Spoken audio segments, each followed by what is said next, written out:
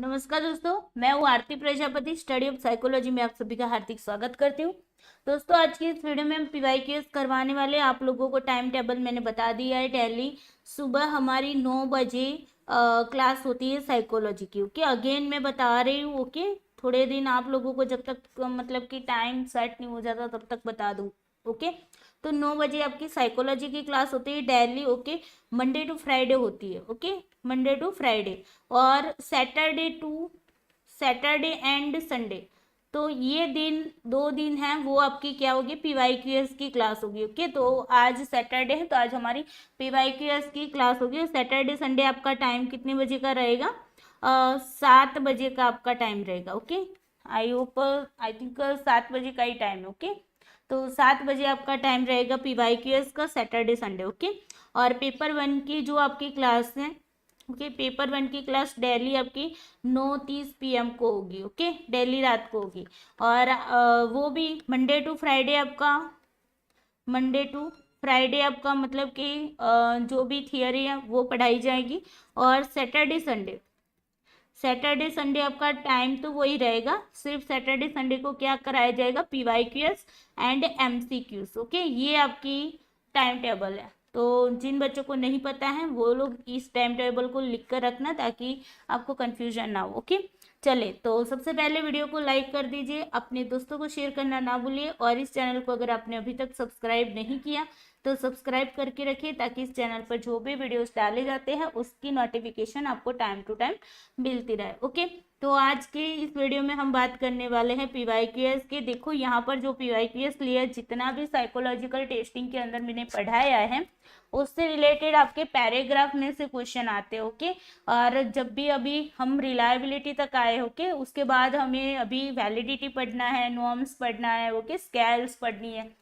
तो वो सारे क्वेश्चन जो है ना वो आपके मतलब कि शॉर्ट क्वेश्चन के रूप में आते हैं, लेकिन रिलायबिलिटी तक के जो भी क्वेश्चन है ना वो सारे आपके पैराग्राफ में से आते हैं। तो यहाँ पर जितने भी क्वेश्चन है वो आपके पैराग्राफ के। ओके, तो हम आपको यहाँ पर ये भी बताएंगे कि पैराग्राफ को किस तरीके से सॉल्व करना है। ओके, एक बार जैसे डीआई होता है ना, डीआई को पहले ही आप अगर समरी चार्ट बना लेते हो ना डीआई का, तो फिर पांचों के पांचों क्वेश्चन फटाफट से आपके टिक हो जाते हैं। बस इसी तरीके से पैराग्राफ का भी यही होता है। ओके, जिस तरीके से कॉम्प्रिहेंशन में भी यही करते हैं ना, वहां पर भी पैराग्राफ आता है तो छोटी छोटी चीजों को लिख लेते हैं, है ना, साइड में रफ पेज के अंदर, और उसके बाद हम क्वेश्चन मतलब कि देखकर आंसर कर देते हैं। तो बस यही काम यहाँ पर भी करना है। ओके, चलिए, तो सबसे पहले वीडियो को लाइक करना नहीं भूलना है, आप लोगों को नोट पेन लेकर बैठना है, आपको भी मेरे साथ साथ पैराग्राफ को सॉल्व करना है और जो भी क्वेश्चन है उसको भी सॉल्व करना है। ओके, बिकॉज यहाँ पर पैराग्राफ के अंदर कैलकुलेशन भी आपकी आती है। ओके, जब भी मैंने पढ़ाया मैंने आप लोगों को बताया कि यहाँ यहाँ कैलकुलेशन आती है, जहाँ पर भी कैलकुलेशन आती थी मैंने सभी जगह पर, नहीं आती थी वहाँ पर भी आपको कैलकुलेशन करके बताया हुआ है कि किस तरीके से कैलकुलेट किया जाता है चीज़ों को, है ना। चलिए, ओके, यहाँ पर आपका एक पैराग्राफ है। पहले सबसे पहले पैराग्राफ पढ़ेंगे। यहाँ पर इंग्लिश मीडियम वाले बच्चों के लिए भी पैराग्राफ को रख लिया है ताकि इंग्लिश मीडियम वाले बच्चे जो है वो कंफ्यूज ना हो। के वैसे तो हमें हिंदी में बहुत मतलब कि कुछ वर्ड्स ऐसे भी होंगे जो हमें इंग्लिश में भी देखने पड़ेंगे। ओके, इसलिए दोनों लैंग्वेज में हम यहाँ पर पैराग्राफ रखे। ओके, चलिए पैराग्राफ को पढ़ते। एक मनोवैज्ञानिक केंद्रीय विद्यालयों के एसएससी छात्रों के लिए रसायन विज्ञान में एक लब्धि परीक्षण तैयार करना चाहता था। देखो ये क्या कहना चाहता है कि एक साइकोलॉजिस्ट है, वो अचीवमेंट टेस्ट को क्या करना चाहता है, डेवलप करना चाहता है। किनके लिए? तो केमिस्ट्री के बच्चे, एसएससी के जो केमिस्ट्री के बच्चे हैं, ओके, उनके लिए। ओके, तो यहाँ पर आप समरी चार्ट बनाते हो तो बाद में बनाते, पहले पैराग्राफ को पढ़ लेते हो। ओके, इस उद्देश्य से उसने 110 मदें लिखी। कितनी लिखी उसने? 110 मदें, मतलब कि 110 आइटम को उन्होंने लिखा। ओके, ओके, उसके जिनमें बहुविकल्पी प्रारूप था। अब देखो उसका फॉर्मेट क्या था, मल्टीपल चॉइस फॉर्मेट था। ओके, प्रत्येक मद में 4 विकल्प थे। ओके, 4 उसके क्या थे भाई, विकल्प थे। ओके, उसके बाद इसमें बताया है कि उसने इस 4 विकल्प थे उनमें से एक विकल्प सही था। ओके, 4 विकल्प थे, उनमें से कितने सही थे, एक सही था। ओके, आई थिंक यहाँ पर इंग्लिश वर्जन में थोड़ा सा ये जो मतलब कि सेंटेंस है वो रह गया। ओके, तो आप लोग ऐड कर देना जो इंग्लिश वाले बच्चे। ओके, इनमें यहाँ पर ये बताया गया कि फॉर जो ऑप्शन थे, ओके, तो वो फॉर ऑप्शन आपके दिए गए थे और एक जो ऑप्शन था वो करेक्ट था। ओके, जिस तरीके से आप एनटीए नेट के एग्जाम देते हो ना, फॉर ऑप्शन होते हैं 1 2 3 4 5। ओके, इनमें से सिर्फ एक ही आंसर आपका करेक्ट होता है ना, तो वो बात यहाँ पर बताई गई है। चलिए ओके, आगे देखते हैं चीजों को। उसने इस प्रारंभिक प्रारूप को 300 विषयों के प्रतिदर्श पर लागू किया। अब देखो यहाँ पर क्या बताया जा रहा है कि उन्होंने क्या किया, 300 सब्जेक्ट पर ये जो वर्जन था उसको क्या किया, लागू किया। ओके, 300 सब्जेक्ट, सब्जेक्ट मतलब यहाँ पर क्या होगा, मैंने आपको बताया था ना, सब्जेक्ट्स मतलब वो सब्जेक्ट नहीं जैसे कि साइकोलॉजी सोशियोलॉजी, वो सब्जेक्ट्स नहीं, लेकिन जिन पर हम मतलब कि टेस्ट लगा रहे हैं, एग्जाम ही नहीं जिनको बोलते हैं। ओके, जिन पर एक्सपेरिमेंट कर रहे हैं उनको हम क्या बोलते हैं, सब्जेक्ट बोलते हैं। तो यहाँ पर 300 सब्जेक्ट पर क्या है, मतलब कि ये सैंपल हो गया आपका, है ना। 300 सैंपल पर उन्होंने क्या किया, पहले ये जो फॉर्मेट था, ओके, जो वर्जन था उसको यहाँ पर उन्होंने ये सैंपल पर एडमिनिस्ट्रेट किया। ओके, हमने ट्राई आउट में पढ़ा था ना, है ना, हमने टेस्ट कंस्ट्रक्टर के जो भी मतलब कि स्टेप थे उसमें बताया था आपको पटरवनम, है ना, इस तरीके से याद रखवाया था पटरवनम।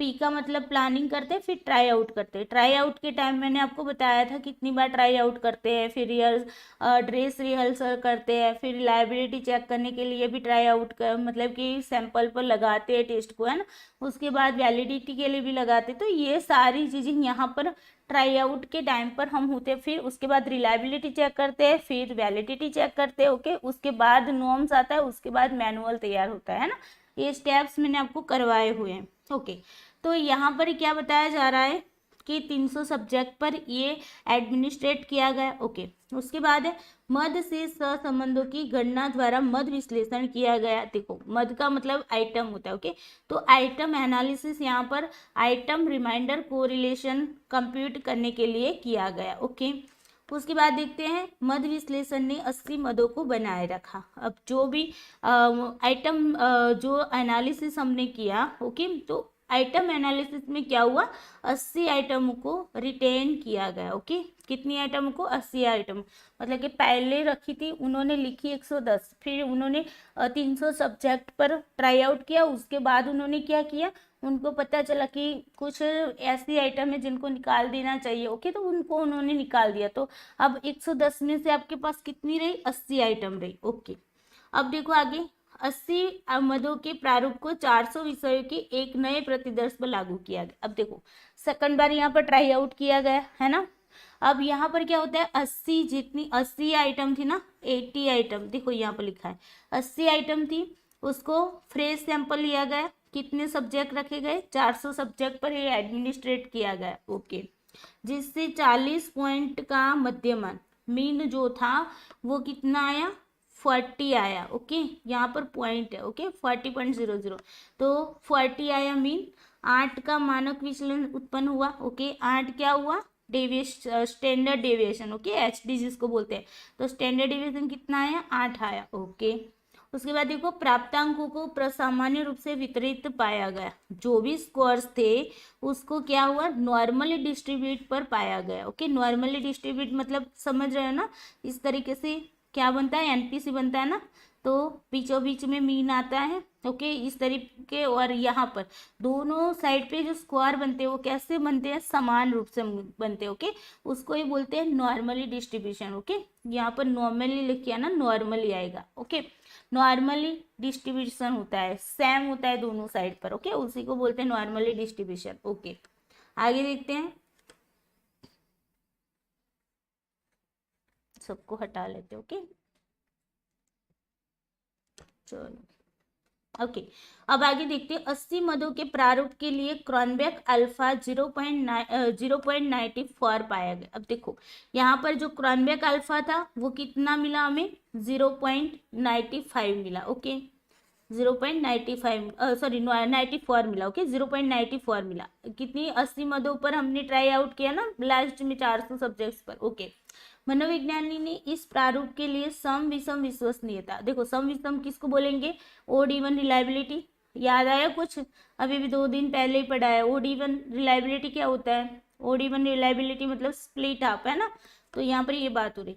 और क्यूडर रिचर्डसन विश्वसनीयता की भी गणना की गई, मतलब क्यूडर रिचर्डसन की रिलायबिलिटी भी यहाँ पर देखी गई। ओके अब देखो एक विषय मानस ने इस प्रारूप में 32 अंक प्राप्त किए। ओके एक सब्जेक्ट था ओके मानस करके, उसने कितने तो उसने 32 स्कोर को प्राप्त किया। ओके अब देखो चूंकि 80 मद का प्रारूप लागू है करने हेतु लंबा माना गया। अब देखो 80 आइटम थी, तो ये जो फॉर्मेट था ना, वो ये जो वर्जन था, फॉर्मेट था जो बोलो के वर्जन था, उसको मतलब कि लंबा माना गया, मतलब कि ये जो टेस्ट है वो बहुत ही लंबा है ये माना गया। ओके अब देखो इसलिए दो फॉर्म ए और फॉर्म बी तैयार किए गए। अब देखो यहाँ पर क्या बात हो रही, फॉर्म ए फॉर्म बी की बात आ गई है ना, किसमें बात की थी, फॉर्म ए फॉर्म बी की बात किसमें की थी, आप लोगों को याद होगा ना, जिन्होंने पढ़ा है उनको याद होगा। कमेंट बॉक्स में मतलब लाइव चैट के अंदर बताना कि फॉर्म ए और फॉर्म बी की बात किसमें की गई थी। ओके उसके बाद देखो प्रत्येक फॉर्म में यादृच्छिक रूप से 40 मदे डालकर किया गया। अब देखो फॉर्म जो होता है, फॉर्म के टाइप में हमने बताया था अल्टरनेटिव है ना, अल्टरनेट फॉर्म बताया था, पैरेलल फॉर्म की बात की गई थी है ना, कंपेरेबल फॉर्म भी उसको बोलते हैं। तो वहां पर हमने क्या बताया था कि सेम टू सेम ट्विंस वाला बताया था ना, ट्विंस वाला कि सेम टू सेम 2 फॉर्म बनाए जाते हैं। ओके और दोनों में सारी चीजें सेम होती है, सिर्फ चेंज क्या होगा, आइटम मतलब क्वेश्चन जो होगा ना वो ही थोड़ा सा डिफरेंस होगा। ओके बाकी कंटेंट वगैरह सारा कुछ सेम होगा है ना। तो यहाँ पर 40 आइटम रखी तो यहाँ पर भी 40 आइटम होगी है ना, दोनों मतलब के पैरेलल हो गए, दोनों समान हो गए, ये बात कही थी। ओके चलिए अब ये हमारा पैराग्राफ खत्म हो गया। अब इसकी समरी थोड़ा सा बना लेते हैं। ओके समरी कैसे बनानी, आपको जब एग्जाम में बैठो ना तब आपको इस तरीके से समरी बनानी। तो सबसे पहले क्या बताया जा रहा है यहाँ पर, तो ये जो टेस्ट है वो अचीवमेंट टेस्ट है। ओके अब देखो उसके उद्देश्य से कितनी मदें लिखी थी उन्होंने, 110 आइटम लिखी थी। ओके आइटम उन्होंने लिखी थी मतलब इन्होंने क्या किया था, आइटम पुल में पहले 110 आइटम रखी। ओके अब इन पर पहले ट्राई आउट किया। ओके इसके बाद यहाँ पर क्या है कि प्रत्येक मत के 4 विकल्प, कितने मल्टीपल, देखो मल्टीपल चॉइस की बात हो रही। ओके तो मल्टीपल चॉइस क्वेश्चन एमसीक्यूज की बात हो रही। ओके अब देखो एमसीक्यूज टाइप थे और उसके अंदर क्या था, 4 जो ऑप्शन थे, जो मतलब के 4 क्वेश्चन ऑप्शंस थे। ओके ऑप्शंस बोलो जो भी बोलो। ओके ऑप्शंस थे वो मतलब 4 ऑप्शंस थे, वो क्या थे 4 ऑप्शंस दिए थे। ओके एमसीक्यू के अंदर 4 ऑप्शन दिए थे, उनमें से एक जो था वो करेक्ट था, उनमें से क्या था, एक करेक्ट था। ओके ये बात हो गई, मतलब कि यहाँ पर क्या बात हुई, एक करेक्ट हुआ तो हमने क्या बताया था, डाइकोटोमस की बात हुई थी। अभी कल की क्लास में ही बात की थी है ना, कि डाइकोटोमस आइटम क्या होती है कि जहाँ पर हम एक ही मतलब कि करेक्ट आंसर एक ही होता है। ओके तो यहाँ पर भी ये बात है, करेक्ट आंसर एक ही है। ओके तो मतलब यहाँ पर स्क्वायरिंग जो होता है वो सही, अगर आंसर सही है तो उसको हम 1 मार्क्स दे देते हैं, गलत है तो उसको हम 0 दे देते हैं। यही बात की थी ना आप लोगों को, हाँ तो बस यही बात है, ये मल्टीपल चॉइस क्वेश्चन की बात भी मैंने बताई थी आप लोगों को है ना। अब देखो आगे चलते हैं, तो ये बात यहाँ पर से आपको पता चल गया ये क्या है, डाइकोटोमस आइटम है ना, डाइकोटोमस आइटम है। ओके चलो उसने इस प्रारंभिक प्रारूप को 300 विषयों के प्रतिदर्श पर लागू किया। ओके पहले उन्होंने क्या किया, 300 सब्जेक्ट पर लागू किया, ये हमारे लिए काम का नहीं। ओके काम का कब होगा, जब जो उन्होंने मतलब कि कोरिलेशन निकाला है वो आपके लिए काम का है। ओके कोफिशिएंट निकाला है वो। चलो तो ये वाला तो 300 सब्जेक्ट पर पहले लागू किया गया। उसके बाद देखो यहाँ पर मध्य शीर्ष संबंधों की गणना द्वारा मध्य विश्लेषण किया गया। ओके, आइटम एनालिसिस किया गया। आइटम एनालिसिस ने 80 मदों को रखने का और मदों को बनाए रखा। ओके, अब आइटम एनालिसिस जो किया ना, फैक्टर एनालिसिस करते हैं, तो उसमें क्या होते हैं, एक जैसी आइटम होती है तो उनको मतलब कि उनमें से एक को रखते हैं, दूसरी को निकाल देते हैं। ये काम होता है, या तो फिर दोनों को मर्ज कर देते हैं, है ना। तो यहाँ पर टोटल आइटम आपकी, आइटम कितनी बनी आपकी, आइटम बन गई 80। ओके, चले आगे देखते हैं। उसके बाद देखो क्या है, 80 मदों के प्रारूप को 400 विषयों के नए प्रतिदर्श पे लागू किया गया। अब यहाँ पर सब्जेक्ट कितने हो गए, सैंपल कितना हो गया आपका, सैंपल हो गया आपका 400, ओके सॉरी 400। ओके, उसके बाद है कि एक नए प्रतिदर्श पर लागू किया गया, जिससे कितना मिला, मीन मिला, कितना मीन मिला आपको 40.00। ओके, उसके बाद स्टैंडर्ड डिवीजन कितना मिला है आपको 8.00, ये आपका स्टैंडर्ड डिवीजन मिला। ओके, प्राप्तांकों को सामान्य रूप से वितरित, मतलब कि नॉर्मल डिस्ट्रीब्यूशन है तो एनसीपी बोल सकते हैं। Okay, NPC, okay NPC.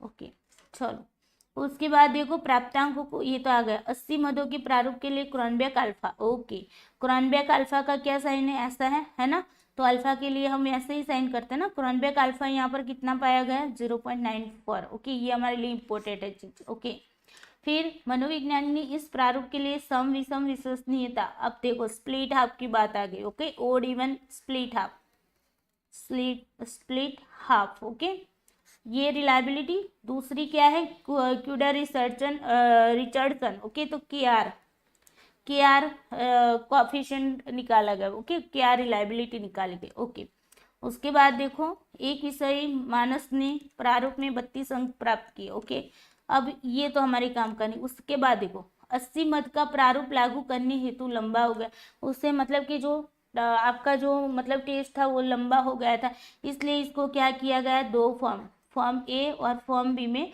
उसको डिवाइड किया गया। ओके, किसको, फॉर्म को। ओके, जो टेस्ट है उसको, टेस्ट को दो भागों में डिवाइड किया गया। टोटल 80 आइटम थी, है ना, टोटल 80 आइटम्स थी, तो फॉर्म ए में 40 आइटम्स रखी गई और फॉर्म बी में 40 आइटम्स रखी गई। ओके, बस यही काम करना, इतना समरी आपको बनाना है। जब भी आप पैराग्राफ को पढ़ो एग्जाम के अंदर, तो इस तरीके से आपको क्या करना होगा, समरी बनाना, ताकि आपको चीज़ों को तरह से मतलब आंसर फटाफट कर पाओ। ओके, और ये काम आपको अपनी नोट के अंदर अभी भी करना है। ओके, चलो अब क्वेश्चन की ओर चलते हैं।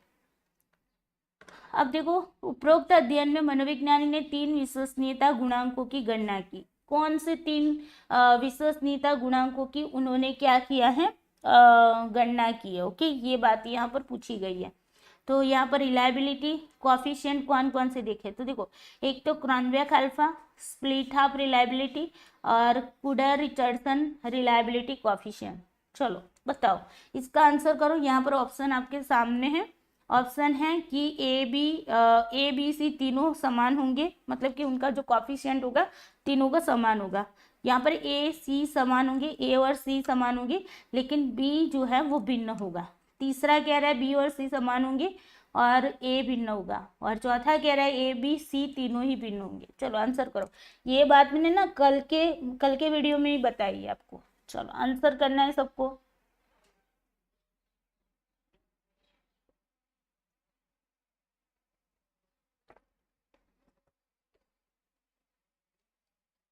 ध्यान से सोच समझ कर आंसर करना है। ओके, और नोट पेन लेकर ही बैठना है, ताकि आपको समरी अगर आप एक बार बना लोगे ना, तो फिर आंसर करना मुश्किल नहीं होगा। चीजों को थियोरी बेस्ड देखो क्वेश्चन आया हुआ है। ओके ओके, चलो यहाँ पर देखिए, यहाँ पर हमने कल क्या बताया था आपको, देखिए यहाँ पर समझो। कल हमने कोएफिशिएंट अल्फा आपको पढ़ाया था, यस या नो, यस है ना। तो यहाँ पर हमने ये बताया था कि भाई क्रोनबेक अल्फा को डाइकोटोमस आइटम वाले टेस्ट पर लगाया जाता है, तो उसी टेस्ट पर KR20 फॉर्मूला भी लगाया जाए, तो क्रोनबेक अल्फा एंड KR20 का कॉफिशिएंट सेम मिलता है। ये बात बताई थी कि नहीं बताई थी? हाँ, है ना। तो डाइकोटोमस आइटम जो थी, ये तो डाइकोटोमस आइटम है, हमने आपको समरी में ही बताया कि डाइकोटोमस आइटम है ना। यहाँ पर से ही पता चलता है हमारे पास कि 4 विकल्प थे, उनमें से एक विकल्प ही सही था, है ना। तो ये डाइकोटोमस आइटम हो गई। ओके, तो मतलब कि जो अल्फा, और यहाँ पर देखो अल्फा क्रॉनबेक अल्फा भी ढूंढा गया है, मतलब कि ये जो हमारी मतलब डाइकोटोमस आइटम है, क्रॉनबेक अल्फा भी ढूंढा गया है उस पर। ओके, तो फिर हमारा केआर फार्मूला भी क्या होगा, सेम होगा। क्रॉनबेक अल्फा और केआर फार्मूला है वो दोनों के दोनों सेम होंगे। ओके, ये हमने आपको बताया था। ओके, तो यहाँ पर आपका आंसर, सॉरी, यहाँ पर आपको हाँ क्या बताना था, ए और सी समान होंगे। देखो ए और सी, ए क्या है, क्रॉनबेक अल्फा है। ओके, मतलब कि क्रॉनबेक अल्फा इज इक्वल टू के आर। ओके, के आर 20 बोलो 21 बोलो, उनमें कोई डिफरेंस नहीं है, पता है ना। थोड़ा सा ही डिफरेंस है उसके अंदर, थोड़ा सा इसका जो 20 का मॉडिफाइड रूप है वो, ओके, मतलब फॉर्म है वो 21। तो यहाँ पर ये बात हुई थी। ओके, तो यहाँ पर ये दोनों के मतलब कि अगर अल्फा जो है वो आपका 0.94 है ना, तो आपका के आर भी कितना, ये अल्फा है तो के आर भी इतना ही होगा, के आर भी कितना होगा, 0.94 ही होगा। ओके, ये सेम होंगे दोनों। ओके, तो कि बी जो है, बी तो भिन्न होगा। ओके, बिकॉज ये तो हम स्प्लिट हाफ रिलायबिलिटी देख रहे हैं ना, उसको आधा आधा करके देख रहे हैं, है ना। तो अगर आधा आधा करके देखेंगे तो फिर उसकी जो मतलब कि अल्फा बनेगा, क्रॉनबेक अल्फा बनेगा ना, वो कम हो जाएगा, बिकॉज आइटमों को हम ना डिवाइड कर रहे हैं, तो डिक्रीज हो जाएगा, है ना। तो इसी वजह से ये भिन्न होगा। ओके, बी जो है वो भिन्न होगा, स्प्लिट हाफ रिलायबिलिटी। ओके, तो यहाँ पर आंसर क्या आएगा, second is the correct answer. Okay, ये देखो सारा कुछ मैंने थियरी में पढ़ाया हुआ था। ओके, और इसी थियरी के बेस क्वेश्चन यहाँ पर आता है। चलो चलो, ये तो आपको पता चल गया। अब यहाँ पर आते हैं। ओके, यहाँ पर क्या कहा जा रहा है कि फॉर्म ए के लिए प्रत्याशित क्रॉनबेक अल्फा होगा। ओके, एक्सपेक्टेड क्रॉनबेक अल्फा ढूंढना है। अब देखो यहाँ पर क्या है, फॉर्म ए का ढूंढना है, तो फॉर्म ए कहाँ पर, यहाँ पर है ना। हाँ, तो फॉर्म ए में हमने क्या किया, पहले तो हमारे पास 80 आइटम थी, है ना। फिर हमने उस 80 आइटम को 2 भागों में डिवाइड कर दिया, एक फॉर्म ए में रखा, है ना, एक फॉर्म बी में रखा। तो अब हमारी आइटम जो थी वो 80 थी, उसका जो क्रॉनबेक अल्फा आया था कितना आया था, 0.94 आया था। अब इनको मतलब डिवाइड कर दिया गया इन आइटमों को, तो आइटम कम हुई कि नहीं, है ना, कम हुई कि नहीं। और हमें यहाँ पर पूछा गया है फॉर्म ए का, तो यहाँ पर फॉर्म ए में हमारी आइटम कितनी हो गई, 40 हो गई, तो यहाँ पर तो 80 थी, तो मतलब कि ये डिक्रीज हो रहा है ना, तो अल्फा भी हमारा क्या है, डिक्रीज होगा। और यहाँ पर हमें क्रॉनबेक अल्फा ही पूछा गया है ना। तो अभी हमें ऑल्ड मैंने क्या बताया था कि अगर डिक्रीज होता है तो आपको क्या डायरेक्टली आंसर करना है, मैंने बताया था ना, इसका फॉर्मूला भी है। ओके, मैं फॉर्मूला भी आपको समझाती हूँ, लेकिन पहले मैंने आपको डायरेक्टली क्या बताया था कि हमारा जो अल्फा दिया हो उससे कम हमारी मतलब कि डिक्रीज हो रहा है, तो हमारा मतलब कि न्यू अल्फा होगा ना, वो भी क्या हो जाएगा, डिक्रीज ही हो जाएगा। तो 0.94 तो आपका आंसर आएगा ही नहीं, क्योंकि डिक्रीज हो रहा है ना। उसके बाद मैंने क्या बताया था, उसके नियरेस्ट आंसर बताना है, तो उसके नियरेस्ट आंसर कौन सा है, B is the correct answer.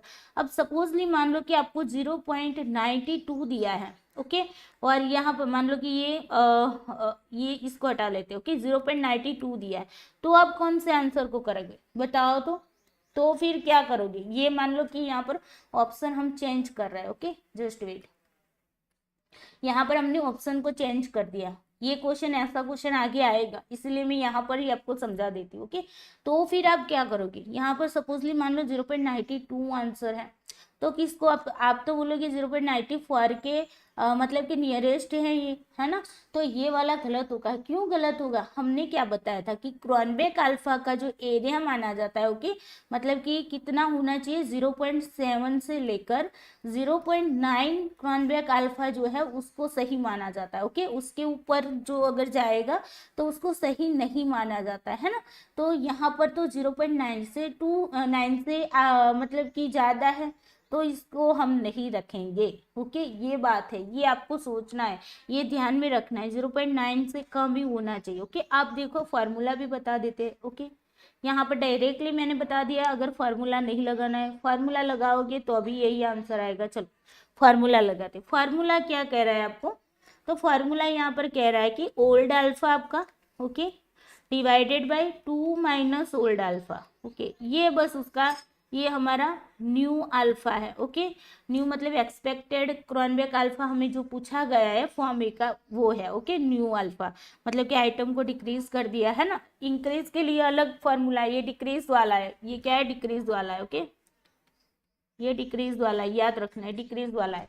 तो डिक्रीज वाला जब डिक्रीज होता है तब हम कौन सा फॉर्मूला लगाएंगे, ये वाला, ओके। ओल्ड अल्फा हमारे पास कितना है, तो ओल्ड अल्फा यहाँ पर 0.94 है, 0.94 है, डिवाइडेड बाय 2 माइनस 0.94, ओके। अब 2 में से 94 को माइनस कर दे, 2.00, ओके, 0.94, ओके, क्लियर। 10 में से 4 जाएगा तो 6 रहेगा, और यहाँ पर 9 आ जाएगा, 9 में से 9 0, ओके। यहाँ पर 1, तो यहाँ पर आपके पास 1 पॉइंट क्या आया, यहाँ पर 1.06 आ गया, ओके। नीचे कितना, सॉरी नीचे आया, ओके, नीचे आया, जस्ट वेट, ऊपर तो वैसा के वैसा ही रहा है, ओके, ओके। यहाँ पर आया आपका 0.94, नीचे आया आपका 1.06, ओके। देखो मैंने क्या बताया, पॉइंट ऊपर नीचे होता है तो चला जाता है, ओके, मतलब कि कट जाता है। तो अब आपके पास 94 डिवाइडेड बाय 106 हुए। अभी इसको भाग करना है तो कर सकते हो, ओके। यहाँ पर देखो 4 दूनी 8, 7 दूनी 14, ओके, 47 आ गए। यहाँ पर 5 दूनी 10, 3 दूनी मतलब 3 दूना 6, ओके। चलिए अब आपके पास क्या है, 47 डिवाइडेड बाई 53 है ना। तो अब यहाँ पर हम क्या करेंगे, देखो यहाँ पर 47 है, इससे कम है ना, 53 से कम है, तो 0 पॉइंट लगाकर आगे हम यहाँ पर 0 लगाएंगे और फिर जाके कैलकुलेशन करेंगे, है ना। अब देखो 53 है ना, तो 50 को आप मान के चलो तो 5 मतलब कि 5 से अगर आप 10 से मल्टीप्लाई करते तो कितने होंगे, 500 होंगे, तो मतलब 10 से तो मल्टीप्लाई होगा नहीं, है ना, डायरेक्टली। फिर अगर 9 से मल्टीप्लाई करते हैं तो 9 पंचे कितना हो गया, 45 होगा, है ना। और उसके बाद ये 3 3 9 9 3 कितने होते, 27 उसके अंदर होगा जाएगा, है ना। तो कितने होंगे, 9 पंचे 45 और 27, तो कितने होते हैं 70 और 77, है ना। तो 470 से ज्यादा हो जाएगा ये, है ना। तो यहाँ पर आपको क्या करना होगा, 53 इंटू 8 कर लो, ओके, ये आ जाएगा 8 3 24, यहाँ पर 2, 8 पंचे 40, तो 42, ओके, 424, ओके। 8 से मल्टीप्लाई किया 424 आया। अब देखो 10 में से 4 जाएगा तो 6 रहेगा, 6 में से 2 जाएगा तो 4 रहेगा, यहाँ पर 0 आ गया, ओके। अभी आगे 0 उतार लो, 460 आ गया, ओके। अगेन हमें ये काम करना होगा, ओके, बिकॉज देखो 53 इंटू 9 करोगे ना तो ज़्यादा आएगा ना, 9 3 27 है, यहाँ पर 2 9 पंचे 45 43, है ना। 477 आया कि नहीं, मैंने पहले बताया था, है ना। तो यहाँ पर 8 से ही मल्टीप्लाई करेंगे, ओके। अब देखो 424 आया, यहाँ पर 10 में से 4 जाएगा तो 6, यहाँ पर 5 में से 2 जाएगा तो 3 रहेगा, ओके। और यहाँ पर आपका 0, यहाँ पर 0 बन जाएगा, ओके। अब देखो यहाँ पर आपको क्या दिया है, आप यहाँ पर पॉइंट के बाद भी चलोगे ना तो अभी आपका आंसर आ जा रहा है ना, 0.89। आप कहोगे मैं तो 88 आया। अभी आगे देखो, अभी आगे का कमाल दिखाती हूँ, 0 आ गया यहाँ पर, ओके। अब आगे क्या है, 53 से कितने को करोगे, 6 पंचे कितने होते हैं, 30 होते हैं कि नहीं, है ना। तो 53 इंटू 6 करो, ओके, 6 3 18, यहाँ पर 1 6 पंचे 30 और 31, ओके, 318 आ गए, ओके। अब देखो इसमें 50 ऐड करोगे ना तो 60 प्लस हो जाएगा, ओके। तो यहाँ पर हमें 360 ही चाहिए या उससे कम चाहिए, है ना। तो ये कितने से, 6 से मल्टीप्लाई होगा, ओके, ये 318 हो गए। अब देखो 10 में से 8 जाएगा तो 2, 5 में से 1 जाएगा तो 4, और यहाँ पर 0, ओके, 42 आया, है ना। बस अब यहाँ पर 6 आया ना, तो हमने क्या बताया था कि अगर पॉइंट के बाद की जो भी संख्या है, ओके, उसके पास में अगर मान लो कि 5 या 5 से ज्यादा अंक होता है ना, तो वो आगे में क्या किया जाता है, +1 कर दिया जाता है, ओके। मतलब कि यहाँ पर 0.886 मिला ना, तो यहाँ से 5 या 5 से ज्यादा है, मतलब 6 है तो 5 से ज्यादा है, तो यहाँ पर +1 हो जाएगा, तो ये 0.89 हो जाएगा आपका आंसर। तो B is the correct answer, okay. ये वाली सिस्टम तो आपने ना मतलब कि छोटे बच्चे को पढ़ाई जाती है ना, 5वीं या 6ठी कक्षा में पढ़ाई जाती है। ओके, तो इतना तो हमें आना चाहिए। चलो, तो आई होप क्लियर हो गया होगा कैसे करना है। डिक्रीज होता है तो डायरेक्टली आंसर करना है तो अभी कर सकते हो। ओके, लेकिन याद रखना है कि आपका जो अल्फा है वो 0.9 से ज़्यादा नहीं जाना चाहिए जब भी आप डायरेक्टली आंसर करते हो तब। ओके, अदरवाइज ये मतलब फॉर्मूला अच्छा है कि old alpha divided by 2 minus old alpha. Okay, बहुत ज़्यादा कैलकुलेशन है भी नहीं, है ना। चलो जी, यहाँ पर ओके नया पैराग्राफ आ गया। ओके, तो वो पैराग्राफ में से 2 क्वेश्चन आपके मतलब क्या है इसके रिलेटेड थे। ओके, बाकी के थे लेकिन वो दूसरे के मतलब कोरिलेशन के उसके। ओके, तो कोरिलेशन अभी हमने पढ़ा नहीं ना, जब उसका टॉपिक आएगा तो वही क्वेश्चन वहां पर रखेंगे। ओके, चलिए यहाँ पर पैराग्राफ को सबसे पहले पढ़ लेते। एक मनोवैज्ञानिक HSC विद्यार्थियों के लिए अंग्रेजी भाषा प्रयोग परीक्षण बनाना चाहते हैं। देखो ये वाला पैराग्राफ ना आपका 2021 में आया हुआ है। ओके, अभी जस्ट अभी एग्जाम हुई ना, उसी में आया हुआ है। ओके, विद्यार्थियों की अंग्रेजी भाषा प्रयोग परीक्षण बनाना चाहता है। Okay, English language uses test बनाना चाहते हैं। ओके, उसने भाषा प्रयोग में विभिन्न क्षेत्रों से संबंधित 120 प्रश्न बनाए। कितने? 120। ओके, यहाँ पर हम लिखते जाते हैं। ओके, 120 आइटम्स बनाई।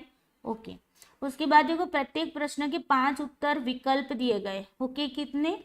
5 विकल्प यहाँ पर दिए गए। ओके, तो यहाँ पर लिखा हुआ है ना। Okay, 120 question alternative. ओके, यहाँ पर लिखा है। चलो, 5 अल्टरनेटिव्स बनाए गए। ओके, अल्टरनेटिव्स का मतलब समझ रहे हैं ना, जो ऑप्शंस दिए होते हैं उसकी बात है। ओके, 5 विकल्प दिए गए जिनमें से एक सही था। देखो यहाँ पर साफ साफ मतलब दे रखा है कि एक क्या था, करेक्ट था। मतलब कि ये कौन सी आइटम हो गई आपकी? डाइकोटोमस हो गई, है ना, डाइकोटोमस। ओके, चलो डाइकोटोमस तो हमें पता चल गया। ओके, आगे देखते हैं। परीक्षण के प्रारूप संस्करण को 200 विद्यार्थियों के प्रतिदर्श पर लागू किया गया। सैंपल कितना लिया गया? 200 लिया गया। ओके, उसके बाद आगे देखते हैं। परीक्षण के के मदों का 2 प्रकार से विश्लेषण किया गया। मतलब कि 2 प्रकार से उसका एनालिसिस किया गया। ओके, एक मद बाकी मद सहसंबंध। ओके, जिसको क्या बोलते हैं, कहाँ गया भाई, यहाँ पर। ओके, एक तो था 2 वे से, एक में था carrying out item reminder correlation. Okay, item यहाँ पर ये वाली जो है ना वो आपका कोरिलेशन का पार्ट है, इसीलिए मैंने इसको ना इसके जो क्वेश्चन थे ना वो निकाल के रखे होंगे, क्योंकि जब हम कोरिलेशन पढ़ाएंगे ना तब ये क्वेश्चन हम रखेंगे, तभी आपको सारा अच्छे से समझ में आएगा। ओके, तो ये आइटम रिमाइंडर कोरिलेशन से एनालिसिस किया गया। दूसरा था आपका डिस्क्रिमिनेशन इंडेक्स। देखो ये वाली काम की चीज है आपकी। ओके, अभी बिकॉज ये वाला हमने पढ़ा हुआ है डिस्क्रिमिनेशन इंडेक्स। ओके, ओके, इन 2 तरीकों से मतलब कि यहाँ पर एनालिसिस किया गया है। क्या किया गया है? एनालिसिस। ओके, आगे देखते हैं। ओके, ये बात आ गई। उसके बाद है P27 से नीचे वाले को निम्न अंक गणित तथा P78 से ऊपर वालों को उच्च अंक गणक विषय। ओके, मतलब कि यहाँ पर क्या कहा जा रहा है कि P27 जो था वो लो स्कोरर थे। ओके, मतलब कि टोटल स्कोर जिनके लो स्कोर वाले थे ना, हमने आपको डिस्क्रिमिनेशन में पढ़ाया था अपर ग्रुप और लोअर ग्रुप, है ना। तो हम इसमें क्या करते हैं, अपर ग्रुप के स्कोर देखते हैं, लोअर ग्रुप के स्कोर देखते हैं। तो यहाँ पर जो लोअर स्कोर वाले थे ना वो P27 थे। ओके, अब देखो एंड यहाँ पर आगे देखते हैं। ओके, टोटल स्कोर अबव 50, जो ज़्यादा सबसे मतलब कि हाई स्कोर वाले थे वो कितने थे? P37 थे। ओके, हाई स्कोर करने वाले। ओके, अब देखो यहाँ मतलब कि यहाँ पर हाईएस्ट स्कोर था ना वो मतलब कि आपका 73 था, और सबसे कम जो स्कोर था वो 27 था। ओके, उसके बाद आगे बात करते हैं। P27 तथा P37 के मूल्य पूरी संख्या में हो। ओके, वो हमें हमारी काम की। चलो, विभेदीकरण सूचकांक की सांख्यिकी सार्थकता का निर्धारण किया गया। यहाँ पर क्या किया गया है? डिस्क्रिमिनेशन इंडेक्स का सिग्निफिकेंस, स्टेटिस्टिकल सिग्निफिकेंस देखा गया है। ओके, अब देखो आगे देखते हैं। उसके अंततः मध विश्लेषण में 90 मध रखे गए।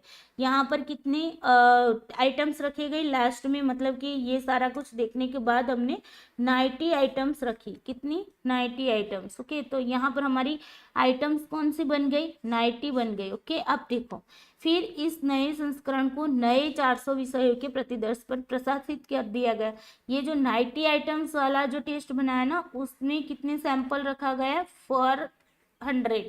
400 सैंपल पर ये मतलब कि टेस्ट किया गया। ओके, फिर इस क्रॉनबेक अल्फा का निर्धारण किया गया, परंतु उसने यह भी सोचा कि परीक्षण की केआर विश्वसनीयता की भी जांच की जाए। ओके, यहाँ पर क्या बताया गया? केआर से भी रिलायबिलिटी चेक की गई और अल्फा, ओके, पहले अल्फा की गई। Okay, just wait. उन्होंने क्या किया? क्रॉनबेक अल्फा को देखा।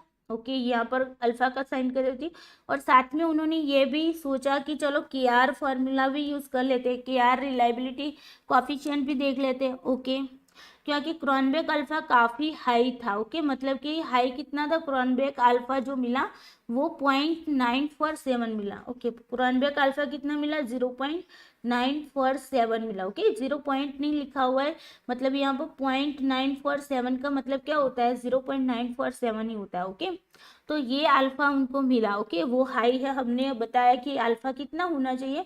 0.9 होना चाहिए ज़्यादा से ज़्यादा। ओके, उससे ज़्यादा होगा तो हम उसे ये मानेंगे ये बहुत ही हाई है ना, तो हाई माना गया। ओके, तथा परीक्षण काफी लंबा है। ओके, टेस्ट भी क्या था भाई? लंबा था। तो उसने परीक्षण के 2 समानांतर प्रारूप तैयार करने का निर्णय किया। यहाँ पर उन्होंने क्या तैयार करने का डिसाइड किया? कि 2 parallel form. Okay, 2 parallel form की बात हो रही, कौन से? तो हमने बताया था फॉर्म ए और फॉर्म बी, ये बात हुई। ओके, चलो, यहाँ पर उन्होंने 45 मत प्रत्येक में रखा, मतलब कि फॉर्म ए में 45 रखा, फॉर्म बी में भी 45 रखा। टोटल हमारी आइटम कितनी थी? 90 आइटम थी, है ना। यहाँ पर देखो 90 आइटम से ना, उनमें से 2 हिस्सों में बराबर बराबर हिस्सों में इसको बांट दिया गया। ओके, आगे देखते हैं। प्रारूप ए और बी में यादृच्छिक रूप से 45-45 मदें रखी गई। ओके, उसके बाद प्रत्येक प्रारूप के लिए उसने औसत अंतर्मद सहसंबंध, ओके, मतलब कि एवरेज इंटर आइटम कोरिलेशन, मध्यमान निकाला, मीन निकाला, मानक विचलन निकाला, स्टैंडर्ड डेविएशन भी निकाला, और क्रॉनबेक अल्फा की भी गणना की गई। क्रॉनबेक अल्फा भी यहाँ पर देखा गया। दोनों प्रारूपों ने समानांतर प्रारूप के आधारभूत मानदंड प्राप्त किए, मतलब कि दोनों फॉर्म्स ने सेटिस्फाइड क्राइटेरिया तय किया, मतलब कि जो क्राइटेरिया था वो सेटिस्फाइड हुआ। ओके, ये बात हो गई। अब ये बन गई आपकी समरी। देखो, पढ़ते पढ़ते हमने समरी साथ में बना ली। ओके, ताकि कोई दिक्कतें ना हो। चलो, अब क्वेश्चन की ओर चलते हैं। क्वेश्चन कह रहा है कि विच वन, सॉरी, यहाँ पर से पढ़ते हो। ओके, इंग्लिश वाले हिंदी वाले ज्यादा ना, इसलिए इंग्लिश वाले बच्चों प्लीज आप क्वेश्चन को पढ़ लेना। विभेदीकरण सूचकांक की सांख्यिकीय सार्थकता मापने के लिए निम्न परीक्षणों में से किसका उपयोग किया जा सकता है? चलो, डिस्क्रिमिनेशन की बात हो रही है ना, आइटम डिस्क्रिमिनेशन की। ओके, डिस्क्रिमिनेशन इंडेक्स की बात हो रही, तो कौन सी मतलब कि स्टेटिस्टिकल की हम यहाँ पर यूज करते हैं? ओके, यहाँ पर एक chi square test, T test, F test, Mann Whitney, U test. चलिए, इसका आंसर करिए सब लोग। जिन लोगों ने सारी क्लासेस देखी ना अभी तक की, उन लोगों का आंसर गलत नहीं होगा। ये आंसर आपको करना है। ओके, जो लोग बाद में देखने वाले हैं ना वीडियो को, वो लोग कमेंट बॉक्स में आंसर करेगी इसका।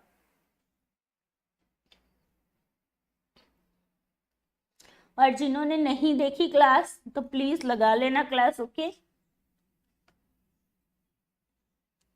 आराम से आंसर करना है। ओके, सोचना है, थियरी बेस्ड क्वेश्चन है और कुछ नहीं है, कैलकुलेशन नहीं है यहाँ पर।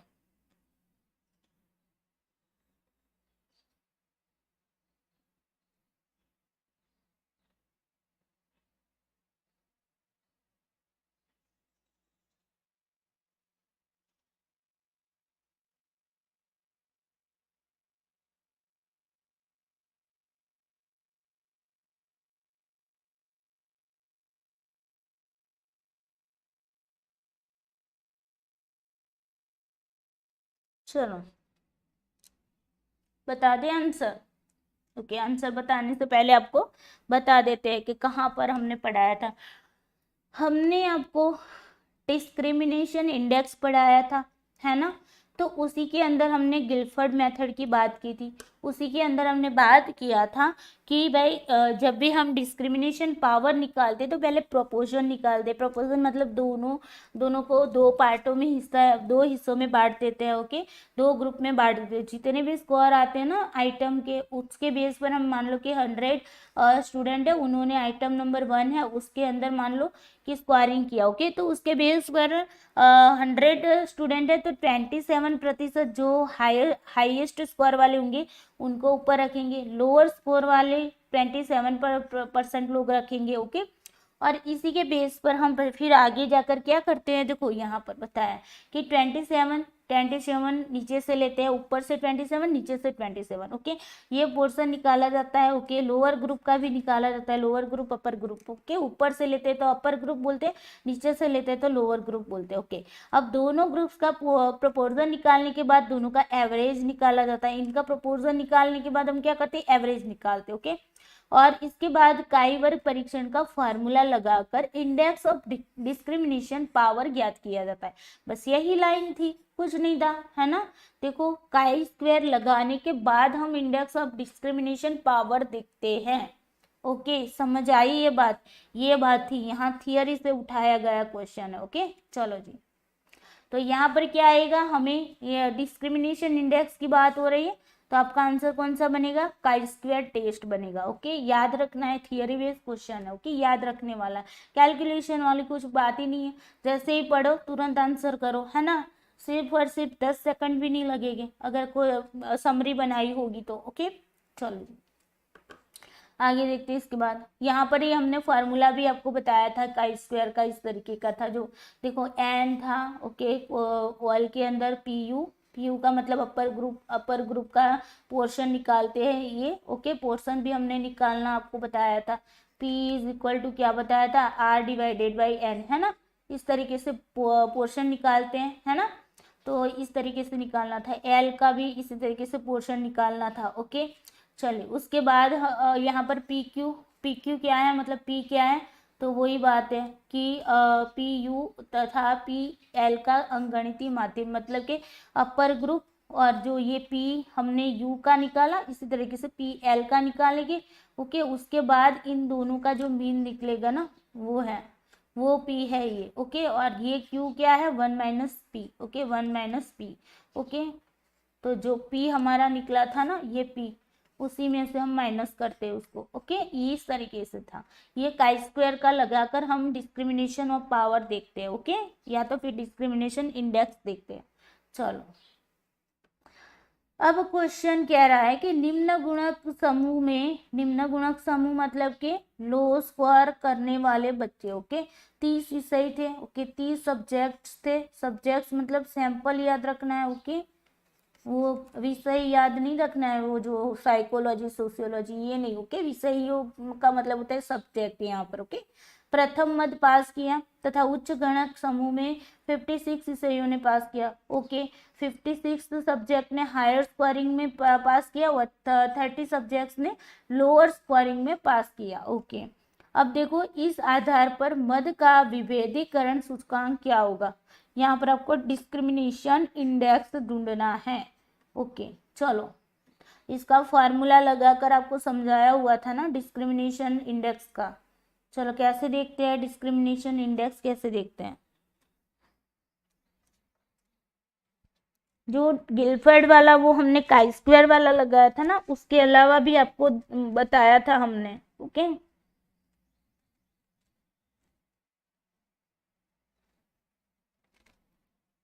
चलो इसका आंसर करो।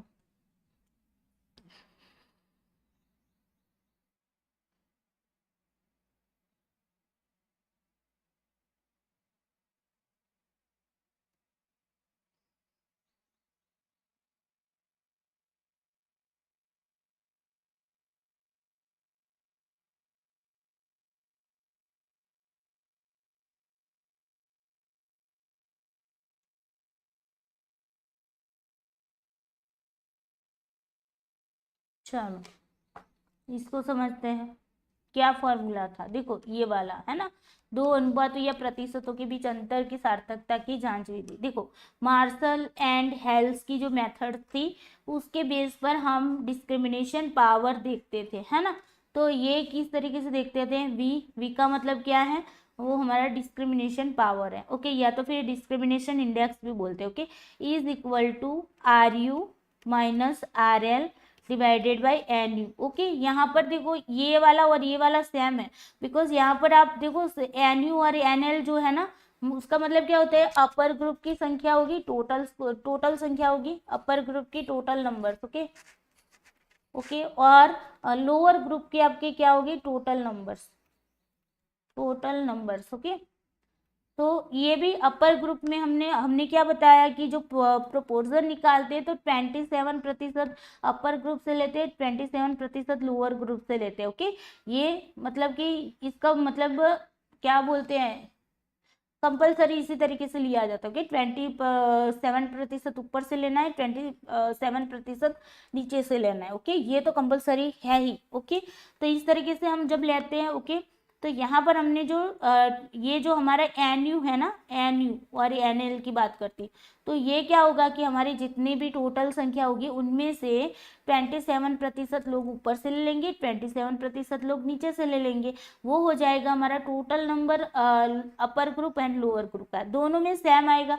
अगर मान लो कि 100 सब्जेक्ट है, ओके, मतलब कि एग्जामिनेशन 100 है, तो 27% का कितना होगा, तो 27 होंगे, और 27 नीचे से लेंगे, ये अपर ग्रुप से लेंगे और ये लोअर ग्रुप से लेंगे, है ना। तो दोनों का सेम आ रहा है ना, तो यहाँ पर अगर आप देखोगे ना, तो यहाँ पर जब उसका एलसीएम निकाला जाता है ना, तो 27 ही आएगा, ओके। तो इस तरीके से आपको समझना था, इसीलिए या तो ये लगाओ या तो ये, दोनों सेम चीज है, ओके। अब यहाँ से ये ही ले लेते, बिकॉज यहाँ पर एलसीएम वगैरह आपको लेना किसी को नहीं आता है, तो आप लोग डायरेक्टली ये लगा सकते हो, ओके। अब देखो आर यू हमारा कितना है, आर यू का मतलब क्या, आर यू का मतलब क्या होता है, हायर ग्रुप जो है वो आपका जो अपर ग्रुप है उसके अंदर सही करेक्ट आंसर देने वालों की संख्या। यहाँ पर क्या बताया है, देखो यहाँ पर कितने सब्जेक्ट ने दिया है, पास किया मतलब राइट आंसर किया, तो हायर ग्रुप में किसने, देखो यहाँ पर लोअर ग्रुप की बात हो रही, लोअर ग्रुप में 30 सब्जेक्ट्स ने क्या किया है, आइटम को, पहली जो आइटम है उसको पास किया मतलब राइट किया है, ओके। लोअर ग्रुप वाले आपके 30 है, ओके। तो आपका आर एल कितना हो जाएगा, 30 हो जाएगा। अब आर यू की बात करते हैं, तो हायर ग्रुप में कितने लोगों ने किया है, चलिए देख लेते हैं। हायर ग्रुप में 56 सब्जेक्ट ने करेक्ट आंसर किया है, ओके। तो ये आपका आर यू हो गया 56, ओके। अब एन यू कितना बनेगा, एन यू को देखने के लिए क्या करना पड़ेगा, आपको टोटल संख्या देखनी पड़ेगी, हमने समरी बनाई थी कि नहीं, वही समरी आपको काम आएगी, ओके, जस्ट वेट। यस, यहाँ पर समरी में हमने क्या बताया था, टोटल हमारा सैंपल कितना लिया हुआ है, टोटल सैंपल, तो टोटल सैंपल हमारा लास्ट में लिया है ना, जस्ट वेट,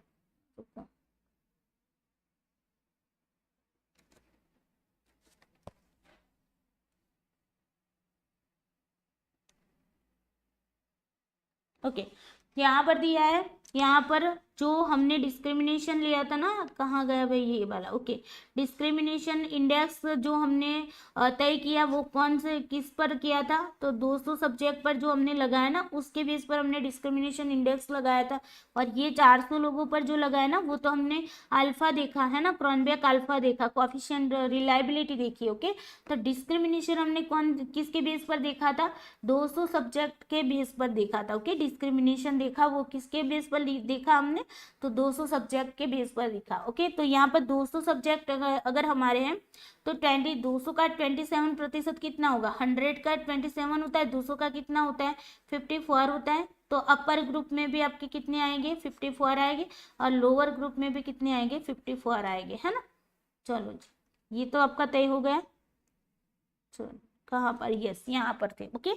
अब देखो यहाँ पर 54 आपका क्या है, ओके, ये कहाँ आ गए, जस्ट वेट, हाँ ये वाला। अभी एन यू क्या हो जाएगा, अपर ग्रुप की बात हो रही ना, तो एन यू आपका क्या हो जाएगा 54 हो जाएगा, बिकॉज यहाँ पर 200 सब्जेक्ट्स है ना, तो 200 सब्जेक्ट्स में से मान लो कि कितने होंगे आपके अपर ग्रुप में होंगे 54, है ना, 27% को देखो तो, और लोअर ग्रुप में भी आपके कितने होंगे 54 होंगे, है ना। लेकिन हम यहाँ पर अपर ग्रुप को ही ऐड कर रहे हैं तो 54 ही नीचे आएगी। चलो अब देखो आर यू कितना है आपका 56 है, माइनस आर एल कितना है 30 है, डिवाइडेड बाई कितना करोगे एन यू कितना है 54 है ना, एन यू हमारा यहाँ पर है 54 है। ओके, अब बस कैलकुलेशन करनी है, तो 6 में से 0 जाएगा तो 6, 5 में से 3 जाएगा तो 2 रहेगा। ओके, अब देखो 54, ओके, यहाँ पर 13 दूनी 26 होगा और यहाँ पर 27 दूनी 54 होगा। ओके, अब यहाँ पर क्या करना है 23/27, 13/27, ओके 13/27 ये करो, 13 डिवाइडेड बाई 27। ओके, अब देखो यहाँ पर तो कम है, 0 पॉइंट लगा लो, यहाँ पर लगा लो। अब 27 है ना, तो 30 के करीब है, तो 4 3 12 होगा, तो यहाँ पर हम 27 इंटू 4 करेंगे, 7 चौक 28, यहाँ पर 2 4 दूनी 8, 8 8 2 10। ओके, तो 108 हो गया। आप देखो यहाँ पर अगर 27 इंटू 5 करोगे ना, तो 5 सीते 35, यहाँ पर 3 5 दूनी 10, 5 दूनी 10 3 13। ओके, तो यहाँ पर 130 जस्ट वेट। ओके ओके, 5 से 35 होते हैं। ओके 35 होते हैं, और यहाँ पर 3, तो यहाँ पर 130 से ज़्यादा हो गया, 5 से मल्टीप्लाई करते तो, है ना, तो यहाँ पर हम 4 से मल्टीप्लाई करेंगे, 4 से मल्टीप्लाई किया 108 आ गया आपका। ओके, यहाँ पर भाग का माइनस करो, 10 में से 8 जाएगा तो 2 रहेगा, यहाँ पर 2, तो यहाँ पर 2 आ गया। ओके, अब देखो आगे से 0 उतार लो, नीचे की ओर 0 उतार लो। ओके, अब देखो 30 के बेस पर मान रहे हैं ना, तो 27 है तो 30 के नियरेस्ट है। ओके, तो कितना आएगा 6 6 3 18। ओके, और 7 3 21, तो 6 से मल्टीप्लाई करके देखते हैं, 27 इंटू 6। ओके, 6 सीते 42, यहाँ पर 4, 6 दूनी 12, 12 4 16, 162, 6 6 2 12, 12 4 16, 162 है ना, तो अभी भी चलेगा। 27 इंटू आपका आ जाएगा 7, 7 7 49, यहाँ पर 4, 7 दूनी 14 4 18। ओके, अभी भी आएगा 27 इंटू आपका 8। ओके, 8 सीते 56, यहाँ पर 5, 8 दूनी 16, 16 5 कितने होंगे 16 5 21। यस, यहाँ पर 8 से मल्टीप्लाई होगा। ओके, तो 27 इंटू 8 करोगे तो 216 आएगा। ओके, यहाँ पर 10 में से 6 जाएगा तो 4 रहेगा, 1 में से 1 जाएगा तो 0 रहेगा, और यहाँ पर 0 रहेगा। ओके, अब अभी भी आगे एक कर लो। ओके, तो 0 को उतार लो, यहाँ पर 0 को, 27 एक करना 27। ओके, 27 दूनी 54 होते हैं। ओके, तो यहाँ पर आपके 3 रहेंगे, 10 में से 7 जाएगा तो 3 में से 2 जाएगा तो 1। ओके, 0.481। ओके, याद रख लो 0.481 हमारा आंसर है। यस, 0.481। ओके, वैसे तो 4 से ही आपको पता चलता है, लेकिन ये मैं आपको कैलकुलेशन इसलिए बता रही हूँ बिकॉज अगर मान लो कि यहाँ पर ऐसे ही कोई और ऑप्शन दे दिया गया हो, 4 8 5 दिया हो, तो फिर आपको यहाँ तक तो कैलकुलेशन करनी ही पड़ेगी, है ना, लास्ट तक जाना पड़ेगा, इसीलिए पूरी कैलकुलेशन करके बता रही हूँ। ओके, तो पूरा का पूरा देखो आंसर हमारा करेक्ट आ गया 0.481। ओके, क्लियर, आई होप आपको समझ आ रही होगी चीज़ें। ओके, जिन लोगों को समझ नहीं आई वो लोग वीडियो को देख लेना, ये डिस्क्रिमिनेशन का जो वीडियो है उसी में से क्वेश्चन है सारे। ओके, चलो उसके बाद देखते हैं क्वेश्चन कह रहा है प्रारूप ए का संभावित क्रॉनबेक अल्फा क्या होगा। चलो, संभावित एक्सपेक्टेड क्रॉनबेक अल्फा दोबारा से आ गया फॉर्म ए का, तो फॉर्म ए का हमने बताया था आपको, यहाँ पर 2 फॉर्म में इसको डिवाइड किया गया, फॉर्म ए फॉर्म बी में। ओके, टोटल आइटम हमारी 90 थी, है ना, टोटल आइटम कितनी थी 90 थी। ओके, और क्रॉनबेक अल्फा पुराना वाला old alpha. Okay, old alpha, old alpha कितना आया आपका 0.947 आया। देखो 2 हिस्सों में बांटा, 2 हिस्सों में बांटा तो 90 आइटम को 2 हिस्सों में बांट दी, तो कितना हो गया 45 45, मतलब कि यहाँ पर फॉर्म ए की बात करें, ये फॉर्म है, ये बी फॉर्म है ना, तो फॉर्म ए में 45 हो गई, तो यहाँ से डिक्रीज हो रहा है ना, तो डिक्रीज के मोड में हमने क्या आपको फॉर्मूला बताया, तो डिक्रीज के मोड में हमने बताया ओल्ड अल्फा। ओके, आप तो डायरेक्टली भी आंसर कर सकते हो। ओके, ये न्यू अल्फा हम देख रहे हैं, एक्सपेक्टेड अल्फा बोलो, न्यू अल्फा बोलो। Okay, old alpha divided by 2 minus old alpha, है ना, अगर जो देखो पहले से एक्सपेक्टेड अगर मैं बता दूं ना, डायरेक्टली बता दूं ना, तो देखो 0.947 है। ओके, तो यहाँ पर नियरेस्ट वैल्यू कौन से, देखो 0.947 तो बिल्कुल भी नहीं आएगा, बिकॉज यहाँ पर डिक्रीज हो रहा है ना, तो आपका मतलब कि जो न्यू अल्फा आएगा वो भी तो डिक्रीज होगा, है ना। अब देखो उसके बाद दिया है 0.913, हमने क्या बताया था 0.9 तक आपको चलना है, मतलब कि 0.90 तक आपको चलना है। ओके, उससे ज़्यादा हमारा क्रोनबेक अल्फा नहीं जाना चाहिए। ओके, हाईएस्ट इतना होना चाहिए। तो ये तो 91 हो जा रहा है ना, तो इसीलिए ये निकल जा रहा है। फिर अब देखो क्या नियरेस्ट है, तो सेकंड वाला नियरेस्ट है ना, तो ये वाला करेक्ट आंसर आएगा। अब देखो हम यहाँ पर कैलकुलेशन करके कि बता दे कि ये आंसर आता है कि नहीं आता। ओके, ओल्ड अल्फा हमारा कितना है 0.947 है। Okay, divided by 2 minus 0.947। Okay, अब इसको दो में से माइनस कर देते हैं, पहले 0 0 0 रखते हैं, यहाँ पर 0.947। ओके, 10 में से 7 जाएगा तो 3 रहेगा, यहाँ पर 9 में से 4 जाएगा तो 5 रहेगा, 9 में से 9 जाएगा तो 0 रहेगा, यहाँ पर 1 आ गया, 1 में से 1। ओके, ये आपका बन गया। ओके, आगे देखते हैं 0.947 डिवाइडेड बाई आपके कितने आएंगे 1.053। ओके, पॉइंट पॉइंट यहाँ से कट गया। अब देखो 947 डिवाइडेड बाई 1053। ओके, अब यहाँ से आपको कैलकुलेशन आई फिर से भाग करने की। ओके, तो चले भाग करते हैं, यहाँ पर थोड़ा सा ले लेते हैं, यहाँ से थोड़ा सा निकाल लेते हैं। ओके,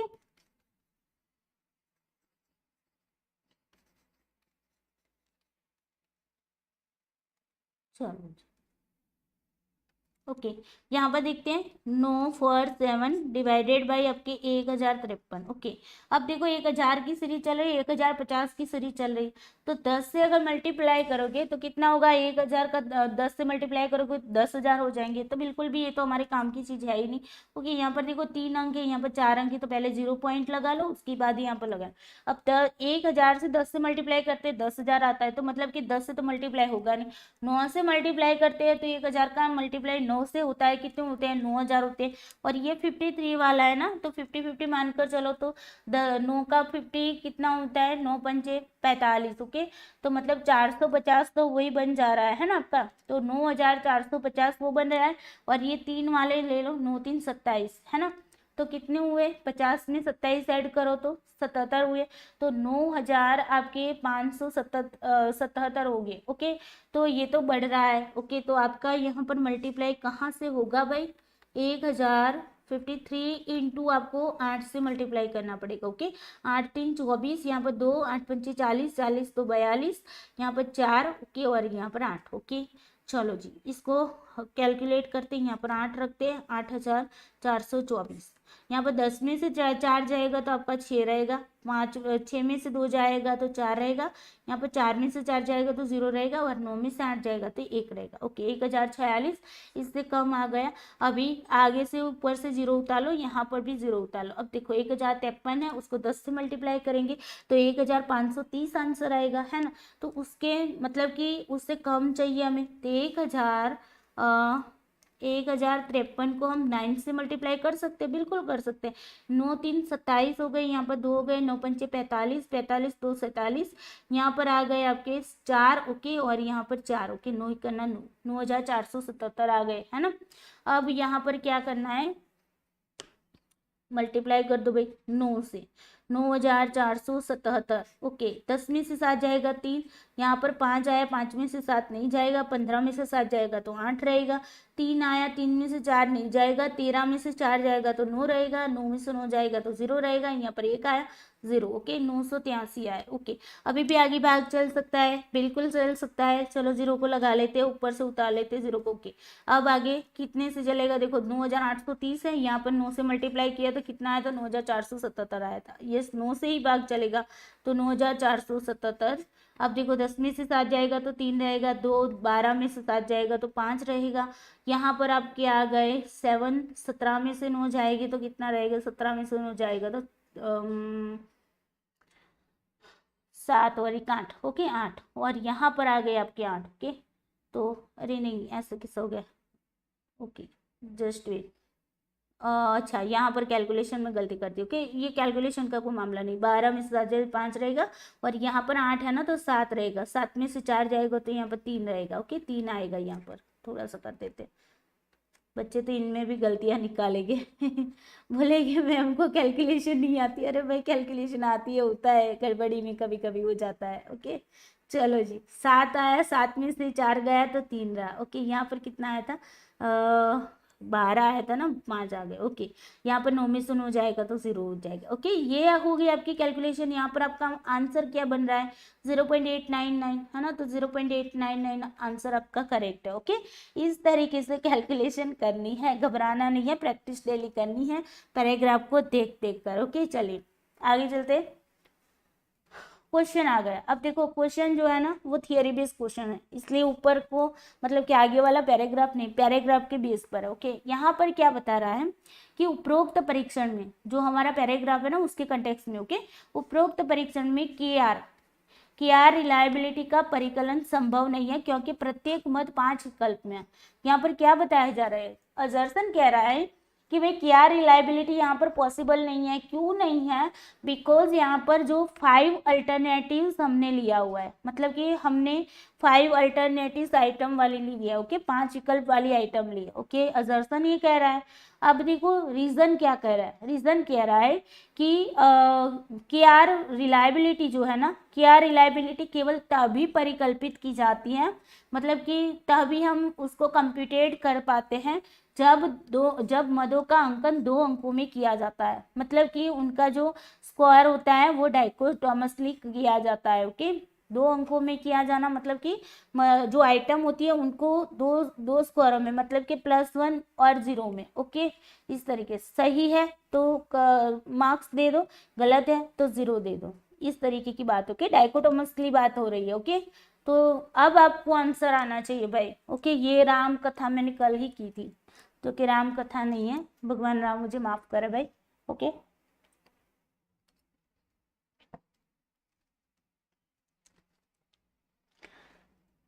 चलिए यह कथा सुनाई थी कल आपको मैंने, यार फार्मूला वाली, कि कुडा रिचार्डसन वाला पूरा पढ़ाया उसी टाइम, कि सारा का सारा क्लियर किया हुआ था। थियरी बेस्ड क्वेश्चन है ना। आंसर करो, आंसर आंसर फटाफट से करना है। ओके चलिए बता दो आंसर, ये सोचना है आप लोगों को। सोच लो भाई, चलो कोई ना, चलो इतनी देर तो नहीं लगती सोचने में, है ना। देखो अजर्सन क्या कह रहा है कि भाई आइटम जो है वो 5 अल्टरनेटिव्स है, इसलिए वो पॉसिबल नहीं, उसमें KR formula KR reliability possible नहीं। अरे ये तो कैसी बात हुई, यहाँ पर हमारे पैराग्राफ में ही दिया हुआ है कि डाइकोटोमस चीज है ना, मतलब कि 5 विकल्प दिए हैं, उनमें से एक विकल्प जो है वो करेक्ट है ना, 5 में से एक ही करेक्ट है। तो मतलब कि यहाँ पर हम लगा सकते हैं, भले ही आपका एमसीक्यू बेस क्यों ना रहा, एमसीक्यू बेस भले ही रहा आपका, मतलब कि क्वेश्चन जो है वो एमसीक्यू बेस भले ही रहा, लेकिन उसका मतलब यहाँ पर क्या होना चाहिए कि भाई जो भी ऑप्शंस है उनमें से एक ही ऑप्शन करेक्ट होना चाहिए। ये हमारी मतलब कि यहाँ पर बात हुई थी कैरेक्टरिस्टिक्स थी क्या रिलायबिलिटी की, है ना। तो ये तो हमारी अजम्पशन कंप्लीट हो रही है ना, ये जो कैरेक्टरिस्टिक्स है वो पूरी तो हो रही है। तो ये वाली तो आपकी बात गलत हो गई, क्योंकि अल्टरनेटिव 5 अल्टरनेटिव्स भले ही रहे, लेकिन इसके अंदर हमने यही बताया ना कि एक आंसर करेक्ट है। ओके तो इसीलिए अजर्सन पहले से ही गलत हो गया, तो यहीं से का आंसर आपका बन जाता है कि अजर्सन जो है वो नॉट करेक्ट। ओके तो ये वाला तो सारा गया आपका काम से। ओके तीनों के तीनों ऐसे ही उड़ गए। देखो बहुत ज़्यादा है भी नहीं, क्योंकि मैं कैलकुलेशन आपको ज़्यादा करके बताती हूँ ना, क्योंकि अगर आपको ऑप्शन में ज़्यादा कैलकुलेशन आ जाए कभी तो दिक्कत ना हो, इसीलिए मैं सारा कुछ डिटेल्स में पढ़ाती हूँ। ओके अब देखो ए इज नॉट करेक्ट, नहीं करेक्ट है, सही है। और देखो दूसरा वाला क्या बताता है कि डाइकोटोमस आइटम होती है वहीं पर हम क्या करते हैं, क्या रिलायबिलिटी को कंप्यूटेट करते हैं, बिल्कुल करेक्ट आंसर है ये। ओके तो रीजन जो है वो हमारा करेक्ट है। ओके तो fourth is the correct answer. Okay I hope यहाँ पर क्लियर होगा। चलो जी यहाँ पर एक कूडा रिचर्डसन फार्मूला में हमने आपको बताया हुआ था डाइकोटोमस आइटम जो है वो +1 और 0 में होना चाहिए। एकांश का अंकन मतलब जो भी आइटम है उसका स्क्वायरिंग जो है वो +1 और 0 में होना चाहिए। इसका मतलब क्या बताया था कि सही सही उत्तरों का अंकन +1 के रूप में तथा गलत उत्तरों का अंकन 0 के रूप में किया जाना चाहिए। ओके, ये बात हमने बताई थी। और अब साथ ही साथ मैंने ये भी बताया था कि मल्टीपल चॉइस क्वेश्चन भी हो सकते हैं, मल्टीपल चॉइस स्कोरिंग भी हो सकते हैं। ओके, लेकिन उसके अंदर जो स्कोरिंग जो है वो उसके लिए करेक्ट आंसर क्या होना चाहिए, एक ही आंसर करेक्ट होना चाहिए। ओके, ये बात मैंने आपको बताई थी क्लास के अंदर। ओके, चलिए अब बात करते हैं, नया पैराग्राफ आ गया आपके सामने। ओके, चलिए पैराग्राफ को देखते हैं। ओके, कुछ है नहीं ज्यादा इस पैराग्राफ में, आई होप शायद चेंज भी हो जा रहा है। ओके ओके, एक ही क्वेश्चन है इसमें से। ओके, तो देखिए, मानव बुद्धि के क्षेत्र में काम करने वाला एक अनुसंधानकर्ता एक नए प्रकार के मौखिक बुद्धि परीक्षण को विकसित करना चाहता है, टेस्ट को कंस्ट्रक्ट करना चाहता है, एक टेस्ट को डेवलप करना चाहता है। देखिए, आप साइकोलॉजिकल टेस्टिंग के जितने भी पैराग्राफ आएंगे ना उसके अंदर आपको दिया होगा कि टेस्ट को डेवलप करना चाहता है। ओके, तो यहाँ पर भी ये बात है कि टेस्ट को डेवलप करना चाहता है।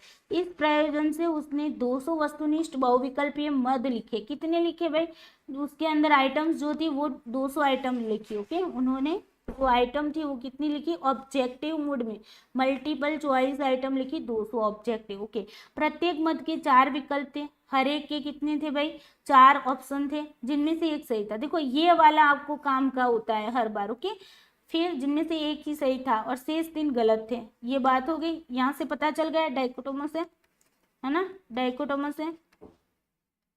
ओके, चलिए आगे देखते हैं। उसने इस आरंभिक पाठ वजन को 400 विषयों के नमूनों में शामिल किया।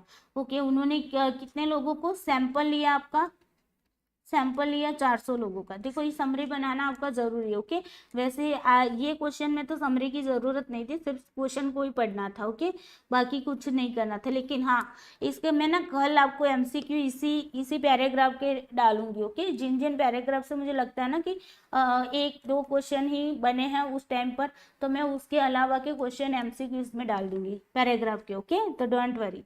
चलिए आगे देखते हैं P27। ओके, और P73 का इस्तेमाल कर उसे 2 समूह का क्रम अंक प्राप्त करने वाले और अधिक अंक प्राप्त करने वाले समूह प्राप्त किए। देखो, यहाँ पर क्या बताया जा रहा है कि P27 और P73 वाले जो कट ऑफ पॉइंट होता है ना, मतलब हाईएस्ट स्कोर वाले हैं P73 है, हाईएस्ट स्कोर 73 है और लोअर स्कोर है आपका 27। ओके, अब देखो, इसमें 2 ग्रुप्स बनाए गए, एक lower scoring and higher scoring. Okay, मतलब कि अपर ग्रुप और लोअर ग्रुप, ये आपको समझना था। ओके, चलो, प्रत्येक 200 प्रश्नों के लिए प्रश्न कठिनाई सूचक और प्रश्न अंतर सूचक की गणना की गई। ये लाइन बस इस क्वेश्चन की है। ओके, यहाँ पर क्या किया गया है, आइटम डिफिकल्टी इंडेक्स देखा गया है। ओके, ये वाला देखो, चीजों को ना आराम से समझना। ओके, कुछ बच्चे ये भी बोलेंगे कि मैम कितना आराम से पढ़ा रही, लेकिन आराम से समझना जरूरी है। ओके, चलो, आइटम डिफिकल्टी इंडेक्स देखा गया है। दूसरा क्या देखा गया, आइटम डिस्क्रिमिनेशन इंडेक्स देखा गया। ये वाली काम की चीज थी। ओके, इस बात का मूल्यांकन करने के लिए कि प्रत्येक मद कम अंक प्राप्त करने वाले और अधिक अंक प्राप्त करने वाले समूह में अंतर कर रही थी। ओके, समुचित सांख्यिकी परीक्षण की भी किए गए। ओके, यहाँ पर जो थे वो सांख्यिकीय जो स्टेटिस्टिकल सिग्निफिकेंस था टेस्ट, ओके, वो भी यूज किया गया। इस मत विश्लेषण प्रक्रिया में जो आइटम एनालिसिस किया गया उसमें 150 आइटम रखी गई। ओके, ली थी हमने कितनी, 200 आइटम ली थी, लेकिन आइटम एनालिसिस किया। ओके, तो उस टाइम वो आइटम 150 हो गए। अब 150 मदों के अंतिम वर्जन में 750 विषयों के नमूने शामिल किए गए। देखो, 150 आइटम ली और कितने लोग लिए गए, 750 लोग लिए गए। ओके, सब्जेक्ट्स, विषय का मतलब सब्जेक्ट्स होता है, मतलब कि सैंपल हमारा लिया गया। ओके, आंतरिक सततता विश्वसनीयता के उचित मापदंड प्राप्त किए गए। ओके, मतलब कि यहाँ पर क्या तय किया गया भाई, ओके यहाँ पर 150 आइटम ली गई, 750 subject. Okay internal consistency reliability देखी गई। ओके इंटरनल कंसिस्टेंसी रिलायबिलिटी देखी गई। ओके सामान्यीकृत टी जो टी स्क्वायर था ना, तो टी स्क्वायर मिला आपका, देखो यहाँ से भी क्वेश्चन आते हैं। ओके लेकिन इसका ना मैं आपको बताऊंगी, मैंने एक वीडियो भी बनाया है पुरानी वाली जो मेरी यूट्यूब चैनल है ना, उसके अंदर मैंने ये क्वेश्चन कराए हुए कि कैसे टी स्क्वायर दिया हो ना तो आपको पूछा जाएगा कि डेविएशन IQ बताओ, परसेंटाइल रैंक बताओ। ओके ये मैं आपको ना नेक्स्ट मतलब कि स्टेटिस्टिकल पढ़ाऊंगी ना, उसके बाद आपको कराऊंगी। ओके ओके उसके बाद देखो मीन निकला 100, स्टैंडर्ड डिविएशन निकला 20। ओके उसके बाद क्या है भाई, वेस्लर प्रकार के विपतन IQ का प्रयोग किया गया, मतलब कि यहाँ पर डेविएशन। ओके देखो deviation IQ square, Wechsler deviation IQ square लिया गया। ओके ये विकसित किया गया। मौखिक बुद्धि के आयामों का मूल्यांकन करने के लिए अनुसंधानकर्ता के प्रश्न अंकों का कारक विश्लेषण भी किया गया, फैक्टर एनालिसिस भी किया गया। ओके और फैक्टर एनालिसिस किया गया। उसके बाद ये क्या है 46, ये नहीं, ये ऐसे ही आ गया। ओके चलो फिर इस बात का आकलन करने के लिए कि क्या मध्य कम अंक प्राप्त करने वाले और अधिक अंक प्राप्त करने वाले जो समूह हैं उनमें उल्लेखनीय अंतर करती हैं। उपरोक्त अध्ययन में निम्नलिखित में से कौन से सांख्यिकीय महत्व के परीक्षण का प्रयोग किया जा सकता है। देखो ये क्वेश्चन यहाँ पर है। ओके यहाँ से क्वेश्चन है, यहाँ से क्वेश्चन है। ओके जो कि मैंने यहाँ पर लिखा हुआ है, चलो कोई ना। ओके अब आते हैं क्वेश्चन की बात। क्वेश्चन क्या कह रहा है, इतना सारा हमने कहानी सुनाई आपको के, ये इसलिए आपको बता रहे हो कि जब भी आप समरी बनाओगे ना तो उनमें से खुद से भी क्वेश्चन करते जाओगे। ओके वैसे मैं MCQ में इसके क्वेश्चन डालूंगी बिकॉज मुझे एक ही क्वेश्चन उसके अंदर मिला है। ओके पैराग्राफ में जो 5 क्वेश्चन आए थे ना उनमें से एक ही क्वेश्चन, जितना मैंने पढ़ा है उनमें से एक ही क्वेश्चन है अभी। ओके उपरोक्त अध्ययन में सांख्यिकीय महत्व के निम्नलिखित में से कौन सा परीक्षण यह मूल्यांकन करने के लिए नियोजित किया जा सकता है कि क्या आइटम कम स्कोरिंग और उच्च स्कोरिंग समूह के बीच महत्वपूर्ण रूप से भेदभाव करता है, मतलब कि डिस्क्रिमिनेट करता है। अब देखो मैंने क्या बताया था आपको, डिस्क्रिमिनेट देखना है, मतलब कि आइटम्स कितना डिस्क्रिमिनेट करती है, तो उसके लिए हम डिस्क्रिमिनेशन पावर या तो फिर डिस्क्रिमिनेशन इंडेक्स जिसको बोलते हैं ना, ये देखते हैं। तो डिस्क्रिमिनेशन इंडेक्स देखने के लिए हम कौन सा यूज करते हैं, ऑप्शन है chi square, point biserial correlation, T test की बाई सीरियल कोरिलेशन। चलो बताओ, ये हमने आगे भी किया, देखो सेम टू सेम यहाँ पर क्वेश्चन है ना। चलो आंसर करना है सबको।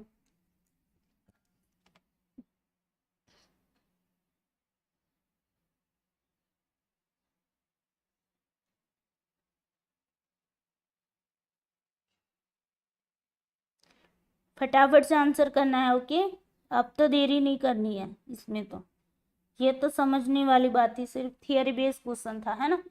चलो जी तो कौन सा आएगा, chi square is the correct answer. Okay जिन बच्चों ने काई स्क्वायर लगाया वो सही वे में जा रहा है। ओके बिकॉज डिस्क्रिमिनेशन की बात जब भी आए ना तब आपको कौन सा टेस्ट लगेगा, काई स्क्वायर टेस्ट ही लगेगा, ये आपको याद रखना है। ओके डिस्क्रिमिनेशन इंडेक्स लगाना है तब। ओके चलो अब आगे चलते हैं।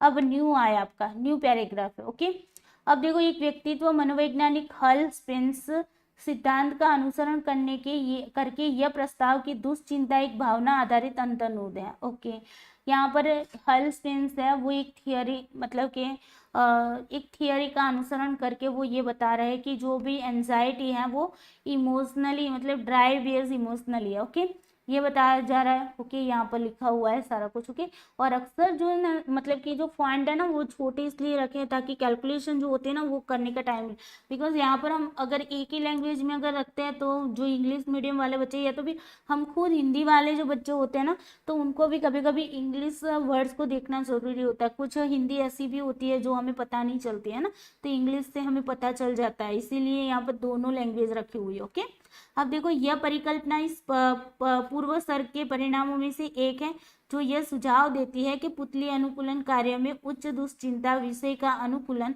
कम दुश्चिंता विषय की तुलना में तेजी से होगा। देखो यहाँ पर हाइपोथेसिस भी बताई गई है कि क्या हाइपोथेसिस, क्वेश्चन ऐसे भी पूछा जाता है कि यहाँ पर हाइपोथेसिस क्या बताई जा रही है, फिर सिग्निफिकेंट हो रही है कि नहीं हो रहा है रिजल्ट। ओके ये भी बताया जा रहा है। ओके ये ऐसा भी आता है क्वेश्चन, तो यहाँ पर हम ऐसे क्वेश्चन को MCQs में रख देंगे बिकॉज यहाँ पर पूछा नहीं गया है, लेकिन इसी ऐसे पैराग्राफों को लेकर हम MCQs बनाएंगे। ओके, ताकि आपकी क्या है रिवीजन हो जाए। ओके चलो, हाई एंजाइज सब्जेक्ट होते हैं। ओके यहाँ पर क्या बताया कि जिनकी मतलब कि जो सब्जेक्ट की हाई एंजाइटी होती है उनका अनुकूलन जो कम एंजाइटी होती है, लो एंजाइटी वाले सब्जेक्ट होता है उनकी तुलना में उनका जो अनुकूलन कार्य होता है ना, एडजस्टमेंट का जो कार्य होता है वो क्या होता है भाई, वो तेजी से होता है। ओके ये बात यहाँ पर बताई जा रही है। ओके अनुकूलन कार्य मतलब कंडीशन की बात हो रही है। ओके कंडीशनिंग टास्क की बात हो रही है। ओके तो वो तेजी से होता है। चलो, अपनी शोध के प्रथम चरण में मनोवैज्ञानिक ने एक उपयुक्त दुश्चिंता सूची बनाई। उन्होंने एक क्या बनाया भाई, एंजाइटी इन्वेंटरी बनाई। ओके मनोवैज्ञानिक ने 50 मदें तैयार की और प्रत्येक मद 7 सूत्री आत्म मापनी पैमाने की है। ओके अब देखो यहाँ पर उन्होंने क्या किया है भाई, 50 आइटम्स को रखा है। कितनी आइटम, हमारे लिए यहाँ से काम चलता है, आइटम्स थी 50। ओके और each item being a 7 point self rating scale. Okay मतलब कि 7 पॉइंट रेटिंग स्केल की बात हो रही है। Okay rating scale. ओके तो यहाँ से क्या पता चल रहा है, 7 पॉइंट रेटिंग स्केल मतलब हमने आपको एक एग्जांपल दिया था, किसका दिया था, लिकर्ट स्केल का दिया था, 5 पॉइंट वाली का। इस तरीके से 7 पॉइंट रेटिंग स्केल है, तो मतलब कि यहाँ पर 7 पॉइंट रेटिंग स्केल है तो यहाँ पर कुछ फिक्स तो होगा ही नहीं कि ये क्वेश्चन का ये आंसर फिक्स होगा। आंसर तो फिक्स होगा ही नहीं यहाँ पर, है ना। तो मतलब कि आपकी नॉन डाइकोटोमस है। क्या है, नॉन डाइकोटोमस। इतना तो समझ आ गया ना, डाइकोटोमस। ओके टोमस डाइकोटोमस है, नॉन डाइकोटोमस हो गए बिकॉज यहाँ पर 7 पॉइंट रेटिंग स्केल है। तो 7 पॉइंट रेटिंग स्केल किस तरीके से हो, 1 2 3 4 5 6 7, है ना। अब देखो मान लो कि सपोजली आपने इसको करेक्ट किया तो आपको 3 स्कोर मिलेंगे, ये करेक्ट किया तो 7 स्कोर मिलेंगे, इस तरीके का होगा, है ना। तो मतलब कि ये नॉन डाइकोटोमस आइटम है, यहाँ से आपको पता चल गया। चलो आगे देखते हैं। प्रारूप संस्करण में 350 विषय शामिल किए गए। अब देखो यहाँ पर कितने लोगों को लिया गया, सब्जेक्ट कितने हुए हमारे, सब्जेक्ट्स मतलब समझ रहे हो ना, सैंपल। ओके सैंपल हमारे कितने लिए गए, 350 लिए गए। ओके आगे चलते हैं।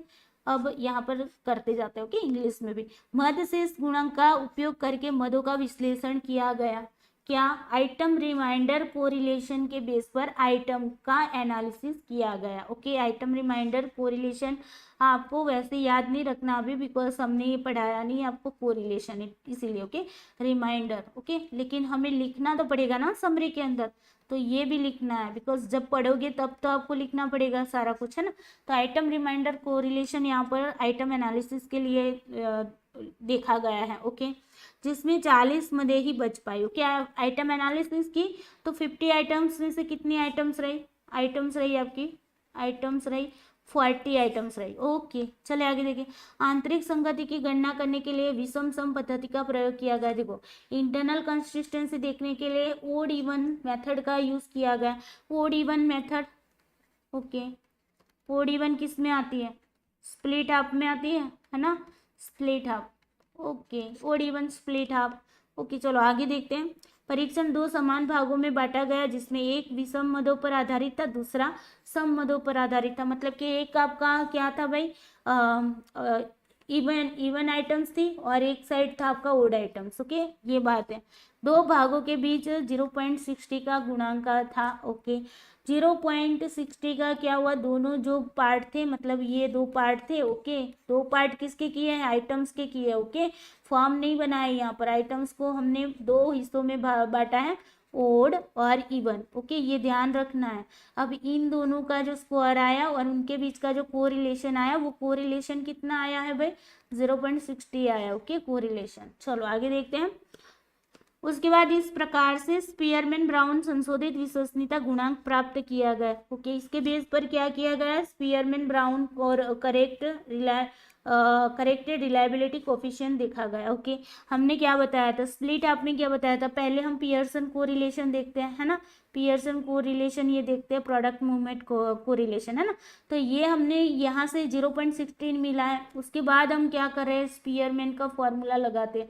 ओके, बिकॉज हमारी जो ये तो रिलायबिलिटी हमें मिल रही है वो हाफ की मिल रही है ना, हाफ की रिलायबिलिटी मिल रही है, हाफ का कोफिशिएंट मिल रहा है। तो अब हमें क्या करना है भाई, हमें पूरे टेस्ट का चाहिए, तो उसके लिए हम स्पीयरमैन का लगाते हैं, स्पीयरमैन ब्राउन फार्मूला यूज करते हैं। ओके, तो यहाँ पर भी ये बात बताई गई। चलो आगे देखते हैं। सामान्यीकृत टी स्क्वायर का उपयोग करके मानक तैयार किए गए थे। ओके, यहाँ पर टी स्क्वायर का यूज किया गया था। ओके, चलो उसके बाद अध्ययन के दूसरे चरण में उच्च और न्यून दुश्चिंता विषयों के लिए क्रमशः टी स्क्वायर के 60 और 40 बिंदु को सीमा के रूप में प्रयोग करते हुए 30 दुश्चिंता और 30 न्यून दुश्चिंता विषय तैयार किए गए। अब देखो यहाँ पर क्या किया गया, फिर से अगेन यहाँ पर सेकंड फेज का यूज किया गया। सेकंड फेज में स्टडी की गई, उसमें 30 हाई एंजाइज लिए गए। ओके, और 30 लो लिए गए। ओके, अब जो भी मतलब कि 30 हाई लेवल के मतलब कि हाई एंजाइटी वाले सब्जेक्ट्स लिए गए और 30 लो स्कोर वाले जो क्या बोलते हैं एंजाइटी वाले जो सब्जेक्ट है उनको लिया गया। ओके, पुतली अनुकूलन परीक्षण में उच्च दुश्चिंता विषय के लिए अनुकूलन हेतु अपेक्षित माध्य प्रयास जो था मीन था वो 20 था। ओके, तो यहाँ पर ये बताया गया मीन ट्रायल था 20 एंड लो वाले, ये हायर वाले का मीन कितना मिला 20 मिला और लो वाले का कितना मिला 15 मिला। ओके, ये लो वाले क्या 15 मिला। अब देखो संबंधित मानक विचलन भी प्राप्त किया गया। ओके, तो यहाँ पर क्या स्टैंडर्ड डिविएशन भी देखा गया। टी परीक्षण से ये पता चला कि दोनों समूह के बीच माध्य अंतर सांख्यिकीय रूप से बहुत अधिक था। ओके, टी स्क्वायर से हमें ये पता चला कि दोनों ग्रुप में जो मतलब कि सिग्निफिकेंट था। ओके, वो ज़्यादा डिफरेंस जो था मीन का, ओके, वो ज़्यादा देखने को मिला। ओके, बस ये कहानी थी पूरी, इस कहानी को आपको समझ लिया। चलो अब क्वेश्चन पर चलते हैं। क्वेश्चन कह रहा है कि स्पीयरमैन ब्राउन संशोधित विश्वसनीयता गुणांक होगा। अब देखो यहाँ पर क्या बताया जा रहा है, आपको क्या ढूंढना बोला है, क्या ढूंढने का बोला है, स्पीयरमैन ब्राउन को करेक्ट रिलायबिलिटी देखनी है। ओके, तो यहाँ पर स्पीयरमैन ब्राउन का फॉर्मूला यूज करके हम कोफिशिएंट कैसे निकालते हैं, हमने बताया था, आपको बताया था कि नहीं, स्प्लिट हाफ पढ़ा है ना तब बताया था। देखो कैसे निकालते हैं, देखो स्प्लिट हाफ में ही हम स्पीयरमैन मतलब फार्मूला यूज करते हैं, पता है ना, रूलन फ्लैगेनन में तो उनका डायरेक्टली हम फार्मूला यूज करते हैं। ओके, लेकिन स्प्लिट हाफ में हम दो हिस्सों में बांटकर, आइटम्स को दो हिस्सों में बांटकर पहले पियर्सन को रिलेशन निकालते हैं और उसके बाद क्या निकालते हैं, स्पीयरमैन वाला निकालते हैं ना। तो ये फार्मूला हमारा था 2 into reliability of half test 1 plus reliability of half test. Okay, तो जब पियर्सन वाला हम निकालते हैं तो हमें जो मतलब यहाँ पर हमने बताया ना ये 0.60 था जो पियर्सन वाला आपको मिला है। ओके, तो वो हमारे हाफ टेस्ट के है, हमें पूरे टेस्ट की चाहिए, तो स्पीयरमैन फार्मूला लगाने की यहाँ पर बात हो रही है। ओके, तो अब हमें ये हाफ टेस्ट की मिली है तो ये स्क्वायर हमारे पास है ही। ओके, तो यहाँ पर लगा लेते हैं RTT मतलब क्या है आपका, ये स्पीयरमैन का फार्मूला है। Okay, Spearman, okay, Brown. Okay, अब देखो इसका क्या होगा, यहाँ पर 2 into reliability of half test की कितनी मिली हमें, हाफ टेस्ट की रिलायबिलिटी कितनी मिली 0.60 मिली है ना। तो चलिए यहाँ पर आ गए 0.60 डिवाइडेड बाई क्या करना है 1 प्लस 0.60, बस ये काम करना था। अब देखो मल्टीप्लाई करो तो 60 तो कितने होते हैं 120 होते हैं। तो अब देखो पॉइंट के बाद कितने अंक है, 2 अंक है, तो 2 अंक को छोड़कर पॉइंट लगा लो। ओके, यहाँ पर 1 प्लस 60 है 0.60 है, तो कितने होंगे 1.60 होंगे कि नहीं होंगे, है ना।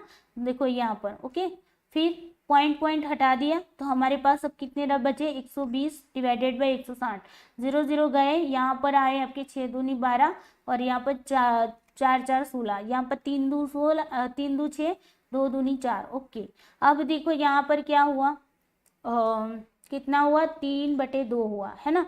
3/2 का भाग करो भाई, 3/2 0 पॉइंट लगेगा 0 आएगा तो कितने होंगे भाई, अरे नहीं सॉरी 3 हाँ 3 2 6 और 2 दूनी 6। ओके 3 हाँ नहीं रुको भाई रुको, 0 0 4 3 12 और 4 4 4 16। ओके रुको भाई, जस्ट वेट। ओके इसको अगेन कैलकुलेट करते हैं भाई,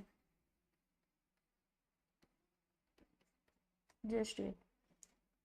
ओके अगेन कैलकुलेट करते हैं। ओके कोई ना, 120 बटे 160, 0 0 कट गए और यहाँ पर कितने होंगे, 4 3 12 हो गए, 4 4 16 हो गए। ओके तो ये वाला आपका आता है 3 बटे 4 आएगी। ओके मैंने सोचा ये ऊपर वाला कैसे ज्यादा बन गया है ना, ऊपर वाला ऑलवेज सबका कम ही होगा। ओके तब जाके आपका आंसर जो है ना 0 पॉइंट में आता है। चलो जी, तो 3 बटे 4 कर दो, 0 पॉइंट लगा लो, यहाँ पर 0 लगा लो। अब देखो कितने होंगे, 7 चौक 28 होंगे, है ना। अब 2 बचे, ऊपर से 0 को लगा लो और 4 4 16 हो गए, है ना। उसके बाद देखो 4 बचेंगे, उसके नहीं 4 पंचे 20 होंगे, 4 पंचे 20। ओके 20 आएगा, सॉरी 0 0। ओके हो गया यहाँ पर 0.75 आपका आंसर आया। कितना आया, 0.75। ओके चलो जी, देखो फार्मूला लगाने के बाद तो कोई इजी कैलकुलेशन इतनी ज्यादा नहीं होती। ओके देखो यहाँ पर आंसर क्या बनेगा, 20 द करेक्ट आंसर 0.75। 0.75 का मतलब क्या होता है, 0.75। ओके 0 ना लगाओ तो भी चलता है, इसीलिए यहाँ पर 0.75 लिखा हुआ है। ओके तो 20 the correct answer. I hope आपको समझ में आया होगा ये क्वेश्चन। चलो जी अब आगे देखते हैं, ये सारा कुछ पढ़ाया हुआ है, वही स्लाइड यहाँ पर ले लिए। ओके अब आगे आई एक नया फॉर्मेट आया। चलो कितने क्वेश्चन है उसके भी देख लेते हैं थोड़ा सा। ओके ओके नहीं 2 ही है। चलो जी चलो कर लेते हैं। ओके बिकॉज बहुत ज़रूरी है, क्योंकि जितना पढ़ा है उतना रिवीजन हो जाएगा। चलो यहाँ पर बताया जा रहा है कि एक मनोमितिक अमूर्त चिंतन का नया परीक्षण विकसित करना चाहता है। ओके यहाँ पर एक टेस्ट डेवलप करना चाहता है। ओके एक साइकोमेट्रिशियन है वह संभवतः अमूर्त चिंतन का निर्धारण करके 80 मत तैयार करता है। कितनी, 80 आइटम तैयार करता है। ओके प्रत्येक मत के 5 वैकल्पिक उत्तर है, जिनमें से एक सही है। ओके यहाँ पर आ गया भाई 5 अल्टरनेट है। ओके अल्टरनेटिव है। ओके अल्टरनेटिव आंसर है। ओके उनमें से एक करेक्ट है। क्या समझे यहाँ से, अब तो समझ आ रहा है ना कि ये कौन सी आइटम होगी, डाइकोटोमस होगी, है ना। ओके डाइकोटोमस आइटम हो गई। चलो आगे देखते हैं। मनोमितिक ने मद अधिशेष सहसंबंध का प्रयोग करके, ओके मद अधिशेष सहसंबंध मतलब कि आइटम रिमाइंडर कोरिलेशन का यूज किया। ओके यहाँ पर आपको ये सारी चीजें देखनी है। ओके आइटम रिमाइंडर कोरिलेशन का प्रयोग करके मद विश्लेषण किया, आइटम एनालिसिस किया भाई। ओके किसके बेस पर, आइटम रिमाइंडर कोरिलेशन के बेस पर। आइटम एनालिसिस मतलब मत विश्लेषण में 60 मत प्रतिधारित रखे गए। ओके इसके बाद देखो पहले 80 आइटम थी, आइटम एनालिसिस किया। ओके आइटम एनालिसिस किया, उसके बाद एनालिसिस किया, उसके बाद क्या किया गया, आइटम कितनी रखी गई, 60 आइटम्स रखी गई। ओके 60 आइटम्स रखी गई, ये हमारे लिए काम की चीज है। ओके 60 आइटम्स रखी गई। अब देखो मदों के बीच आंतरिक सामंजस्यता की जांच के लिए अंतर्मदीय सहसंबंध का निरीक्षण किया गया भाई। ओके इंटर आइटम कोरिलेशन देखा गया। क्या देखा गया, इंटर आइटम कोरिलेशन। चलो तत्पश्चात 60 मत परीक्षण के लिए खंडित अर्थ विश्वसनीयता गुणांक। अब देखो कैसे कैसे हिंदी में वर्ड आते हैं ना।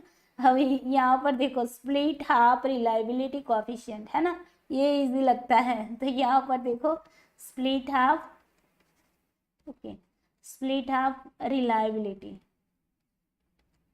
ओके स्प्लिट हाफ रिलायबिलिटी देखा गया। उसके बाद कुडा रिचार्डसन रिलायबिलिटी देखा गया। ओके क्या रिलायबिलिटी लिख देते हैं यहाँ पर। ओके आप लोग भी समरी बनाते जाना। ओके चलो केआर रिलायबिलिटी देखा गया। ओके उसके बाद और क्रॉनबेक अल्फा गुणांक भी प्राप्त किया गया भाई। देखो क्रॉनबेक अल्फा भी यहाँ पर देखा गया है, तो यहाँ पर क्रॉनबेक अल्फा। ओके चलो क्रॉनबेक अल्फा का साइन ऐसे होता है ना, क्रॉनबेक अल्फा भी देखा गया। चलो विश्लेषण से क्रॉनबेक अल्फा गुणांक 0.90 प्राप्त हुआ भाई। क्रॉनबेक अल्फा कितना मिला आपको, 0.90 मिला। ओके चलो चूंकि परीक्षण काफी लंबा था और अल्फा गुणांक काफी अधिक था, इसलिए परीक्षण मदों का यादृच्छिक विभाजन करके समान दे के दो छोटे संस्करण विकसित करने का प्रयास किया गया। देखो अब अल्फा कोएफिशिएंट ज्यादा ही है ना, 0.09 जो है वो तो ज्यादा ही हो जाएगा ना, तो इसके लिए उन्होंने क्या सोचा कि ये जो टेस्ट है ना वो लॉन्ग है, इसीलिए उन्होंने क्या किया, और इसी की वजह से अल्फा कोएफिशिएंट भी हाई हो रहा है ना, तो उन्होंने उनको क्या किया, 2 शॉर्ट वर्जन में उसको इक्वल लेंथ में, मतलब कि सेम लेंथ में उनको रखा गया। ओके, रैंडमली उसका डिवाइडिंग किया गया टेस्ट आइटम का। ओके, अब देखो तत्पश्चात 60 मध्य संस्करण को एन कितना था, 500 का उपयोग करते हुए पहले से स्थापित अमूर्त तर्क परीक्षण से सहसंबंध किया गया। अब देखो यहाँ पर कितनी आइटम रखी गई, 60 आइटम है, उसको दो हिस्सों में बांट दिया गया।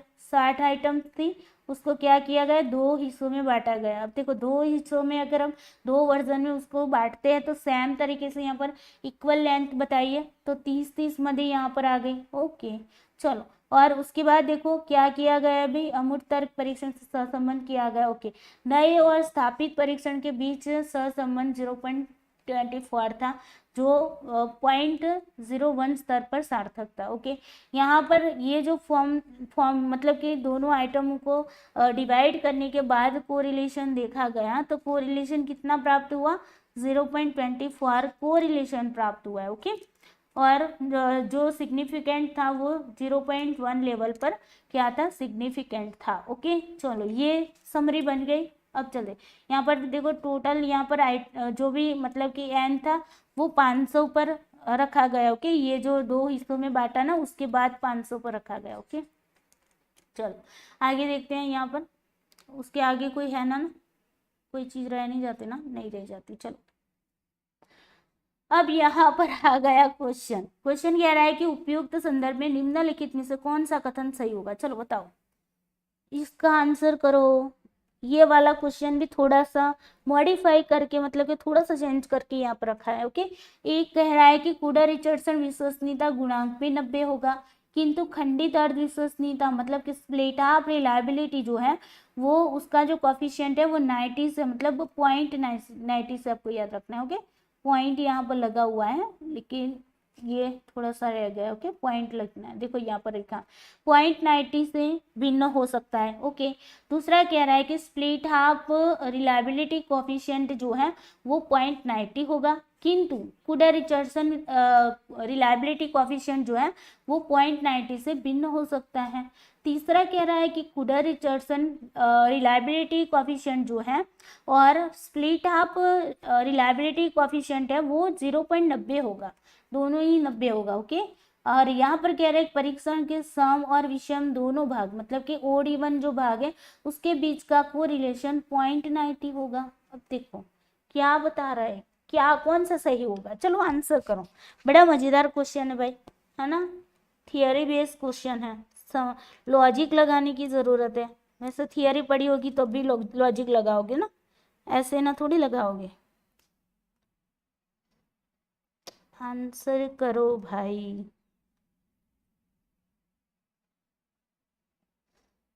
चलो जी समझते हैं।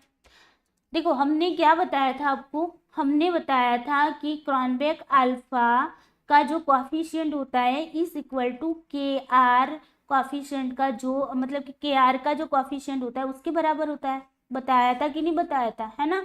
तो यहाँ पर अल्फा कितना है, क्रॉनबेक अल्फा कितना है, देखो यहाँ पर 0.90 है ना, क्रॉनबेक अल्फा 0.90 है।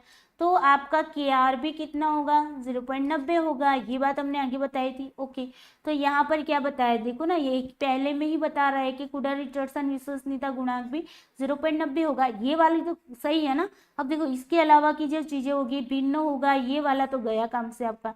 ओके, यहाँ पर क्या है कि दोनों ही 0.90 होगा, तो बिल्कुल नहीं होगा। स्प्लिट हाफ तो अलग होगा, बिकॉज क्यों अलग होगा, क्योंकि स्प्लिट हाफ में हम दो हिस्सों में बांटेंगे आइटम को, तो उसका जो कॉफिशिएंट होगा जो अल्फा होगा वो कम आ जाएगा, डिक्रीज हो रहा है ना चीजें, तो वो कम हो जाएगा, तो मतलब भिन्न होगा। तो ये तो आपका मतलब कि जो स्प्लिट हाफ जो रिलायबिलिटी कोफिशिएंट है वो आपका क्रॉनबेक अल्फा का जो मतलब कि कोफिशिएंट आया उससे भिन्न होगा, ये तो सही वाला है। यहाँ पर तो मतलब कि वही बता रहे थे, ये भी गया काम से। और यहाँ पर क्या बताया, परीक्षण के सम और विषम ओड इवन के बीच का को रिलेशन, तो यहाँ पर आपको ऑलरेडी बताया हुआ है। कितना बताया है, देखो 0.24 बताया कि नहीं बताया, कि उनका जो मतलब कि यहाँ पर दो हिस्सों में बांटने के बाद ओड इवन में दो भागों में उसको बांटने के बाद क्या किया गया है, 0.24 उसका को रिलेशन आया है, ये है ना सही सहसंबंध को रिलेशन बताया है। ओके, तो यहाँ पर आपका ये तो गलत हो गया वैसे भी, है ना, तब 1 is the correct answer. Okay, याद रखना है जो अल्फा का कोफिशिएंट है वो के आर का जो कोफिशिएंट होगा उसके बराबर, दोनों ही इक्वल होंगे। ओके, ये बात आपको याद रखनी। चलिए आगे देखते हैं क्वेश्चन को। क्वेश्चन कह रहा है अनुच्छेद में उपलब्धि अच्छा उपलब्धि, ये क्या बताया, लघु संस्करण उल्लेखित, अच्छा उल्लेखित, ओके उल्लेखित है, चलो जी रेफर किया हुआ अनुच्छेद में उल्लेखित लघु संस्करण के लिए। ओके, प्रत्याशित क्रॉनबेक अल्फा क्या होगा। अब देखो शॉर्ट वर्जन, दो वर्जन में उसको मतलब कि किया गया था ना, ये था ना 2 शॉर्ट वर्जन में इक्वल लेंथ में उसको डिवाइड किया था। ओके, तो यहाँ पर आपको शॉर्ट वर्जन का मतलब क्या है, शॉर्ट वर्जन का अल्फा बनाना है, मतलब कि अल्फा क्रॉनबेक अल्फा कितना होगा। तो देखो यहाँ पर हमारे पास क्रॉनबेक अल्फा पुराना वाला है, ओल्ड अल्फा कितना है 0.90 है। ओके, कितनी आइटम्स थी तो आपकी आइटम्स है 60। ओके, उसको क्या किया गया, दो भागों में बांट दिया गया था, है ना, दो हिस्सों में इसको बांटा है ना, इतनी आइटम थी ना, हाँ यहाँ पर 60 आइटम थी। ओके, और उसको दो भागों में बांट दिया गया, तो 30 आइटम हुई, है ना। अब 30 आइटम हुई तो मतलब कि यहाँ पर डिक्रीज हो रहा है कि इंक्रीज हो रहा है, डिक्रीज हो रहा है ना यहाँ पर। तो यहाँ पर शॉर्ट वर्जन की बात की गई है, तो हमें यहाँ पर दो शॉर्ट वर्जन दिए हैं ना, तो यहाँ पर अकेला शॉर्ट वर्जन है, मतलब कि एक शॉर्ट वर्जन की बात हो रही, तो यहाँ पर डिक्रीज हो रही है आइटम, किसी भी इसकी लो या फिर इसकी लो, लेकिन हो तो रही डिक्रीज, है ना। तो डिक्रीज वाला हम क्या करेंगे, फॉर्मूला यूज करेंगे, डिक्रीज वाला new alpha. Okay, new alpha. Okay, लेकिन किसका डिक्रीज जो होता है ना उसके लिए है ना, डिक्रीज के लिए। चलो डिक्रीज के लिए क्या बताया था, ओल्ड अल्फा। ओके, ये ओल्ड अल्फा डिवाइडेड बाई क्या करना है आपको, 2 माइनस, है ना, 2 माइनस ओल्ड अल्फा, ये वाला था आपका फॉर्मूला। ओके, इसके बेस पर मतलब कि क्या करना है आपको, फॉर्मूला लगाकर उसको सॉल्व करना है। 0.90 डिवाइडेड बाई 2 माइनस 0.90। चलो 2 में से क्या करना है, 2 में से 0.90 को क्या करना है, माइनस करो, यहाँ पर 0 आएगा, 10 में से 9 हो जाएगा तो 1 रहेगा, यहाँ पर 1 में से 1। ओके, मतलब 1.10 आया आपका, तो 0.90 डिवाइडेड बाई आपका 1.10 आया, यहाँ पर पॉइंट निकल गया, तो अब आपके पास कितना रहा, यहाँ पर लिखू क्या, यहाँ पर लिखती हूँ, चलो जी 90 डिवाइडेड बाई 110 आया, पॉइंट निकाल दिया, अब ये 0 कट गया, तो अब आपके पास कितना आया, 9/11, 9/11 करो तो 11, यहाँ पर 0 कर दिया, यहाँ पर 0 पॉइंट कर दिया, 11 8 88 हो गया। ओके, यहीं से आंसर आ रहा है, देखो 88 वाला 8 वाला करेक्ट आंसर है। चलो आगे देखते हैं कि कम्प्लीटली आता है कि नहीं। अब देखो कितने रहे, 2 बचे, ऊपर से उतार लो 0 को, 11 1 करना 11 हो गया। ओके, अभी आगे चलना पड़ेगा, बिकॉज यहाँ पर 1 है तो यहाँ पर 2 है, तो क्या आगे मतलब कि ऐड हो रहा है कि नहीं वो भी देख लो भाई, है ना। यहाँ पर 10 में से 1 जा रहा है तो 9 रहेगा, यहाँ से 1 में से 0। ओके, ऊपर से उतार लो 0 को, यहाँ पर 0 को उतार लिया, आगे देखो 11 8 11 8 88। Okay, again 2। ओके, तो यहाँ पर 8 आया तो 1 यहाँ पर प्लस हो जाएगा आगे में, बिकॉज देखो क्या बताया था, 0.818 आपका आंसर आया है ना।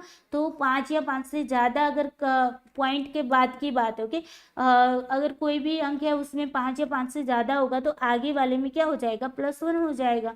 तो यहाँ पर आपका आंसर क्या बनेगा, 0.82, और यहाँ पर हमारा आंसर भी वही है। ओके, तो आई होप आपको ये पूरे के पूरे जो पैराग्राफ है उसमें किस तरीके से क्वेश्चन पूछे जाते हैं, कैसे आपको पैराग्राफ की समरी बनानी है, सारी चीज़ें मैंने आपको सिखा ली है। तो वीडियो अच्छा लगा होगा और वीडियो अच्छा लगा हो तो प्लीज़ दिल से लाइक करते जाना, अपने दोस्तों को सेंड भी कर देना। ओके, ये वीडियो जो है शेयर कर देना। ओके, और चैनल को सब्सक्राइब करना नहीं भूलना है, ताकि आगे के सारे वीडियोस की नोटिफिकेशन आपको टाइम टू टाइम मिलती रहे। ओके, तो चलिए दोस्तों, bye bye, take care you, जय श्री कृष्णा। और कमेंट बॉक्स में फीडबैक जरूर देख कर जाना। ओके, कि वीडियो आज का कैसा लगा। ओके, तो चलिए बाय बाय, जय श्री कृष्णा।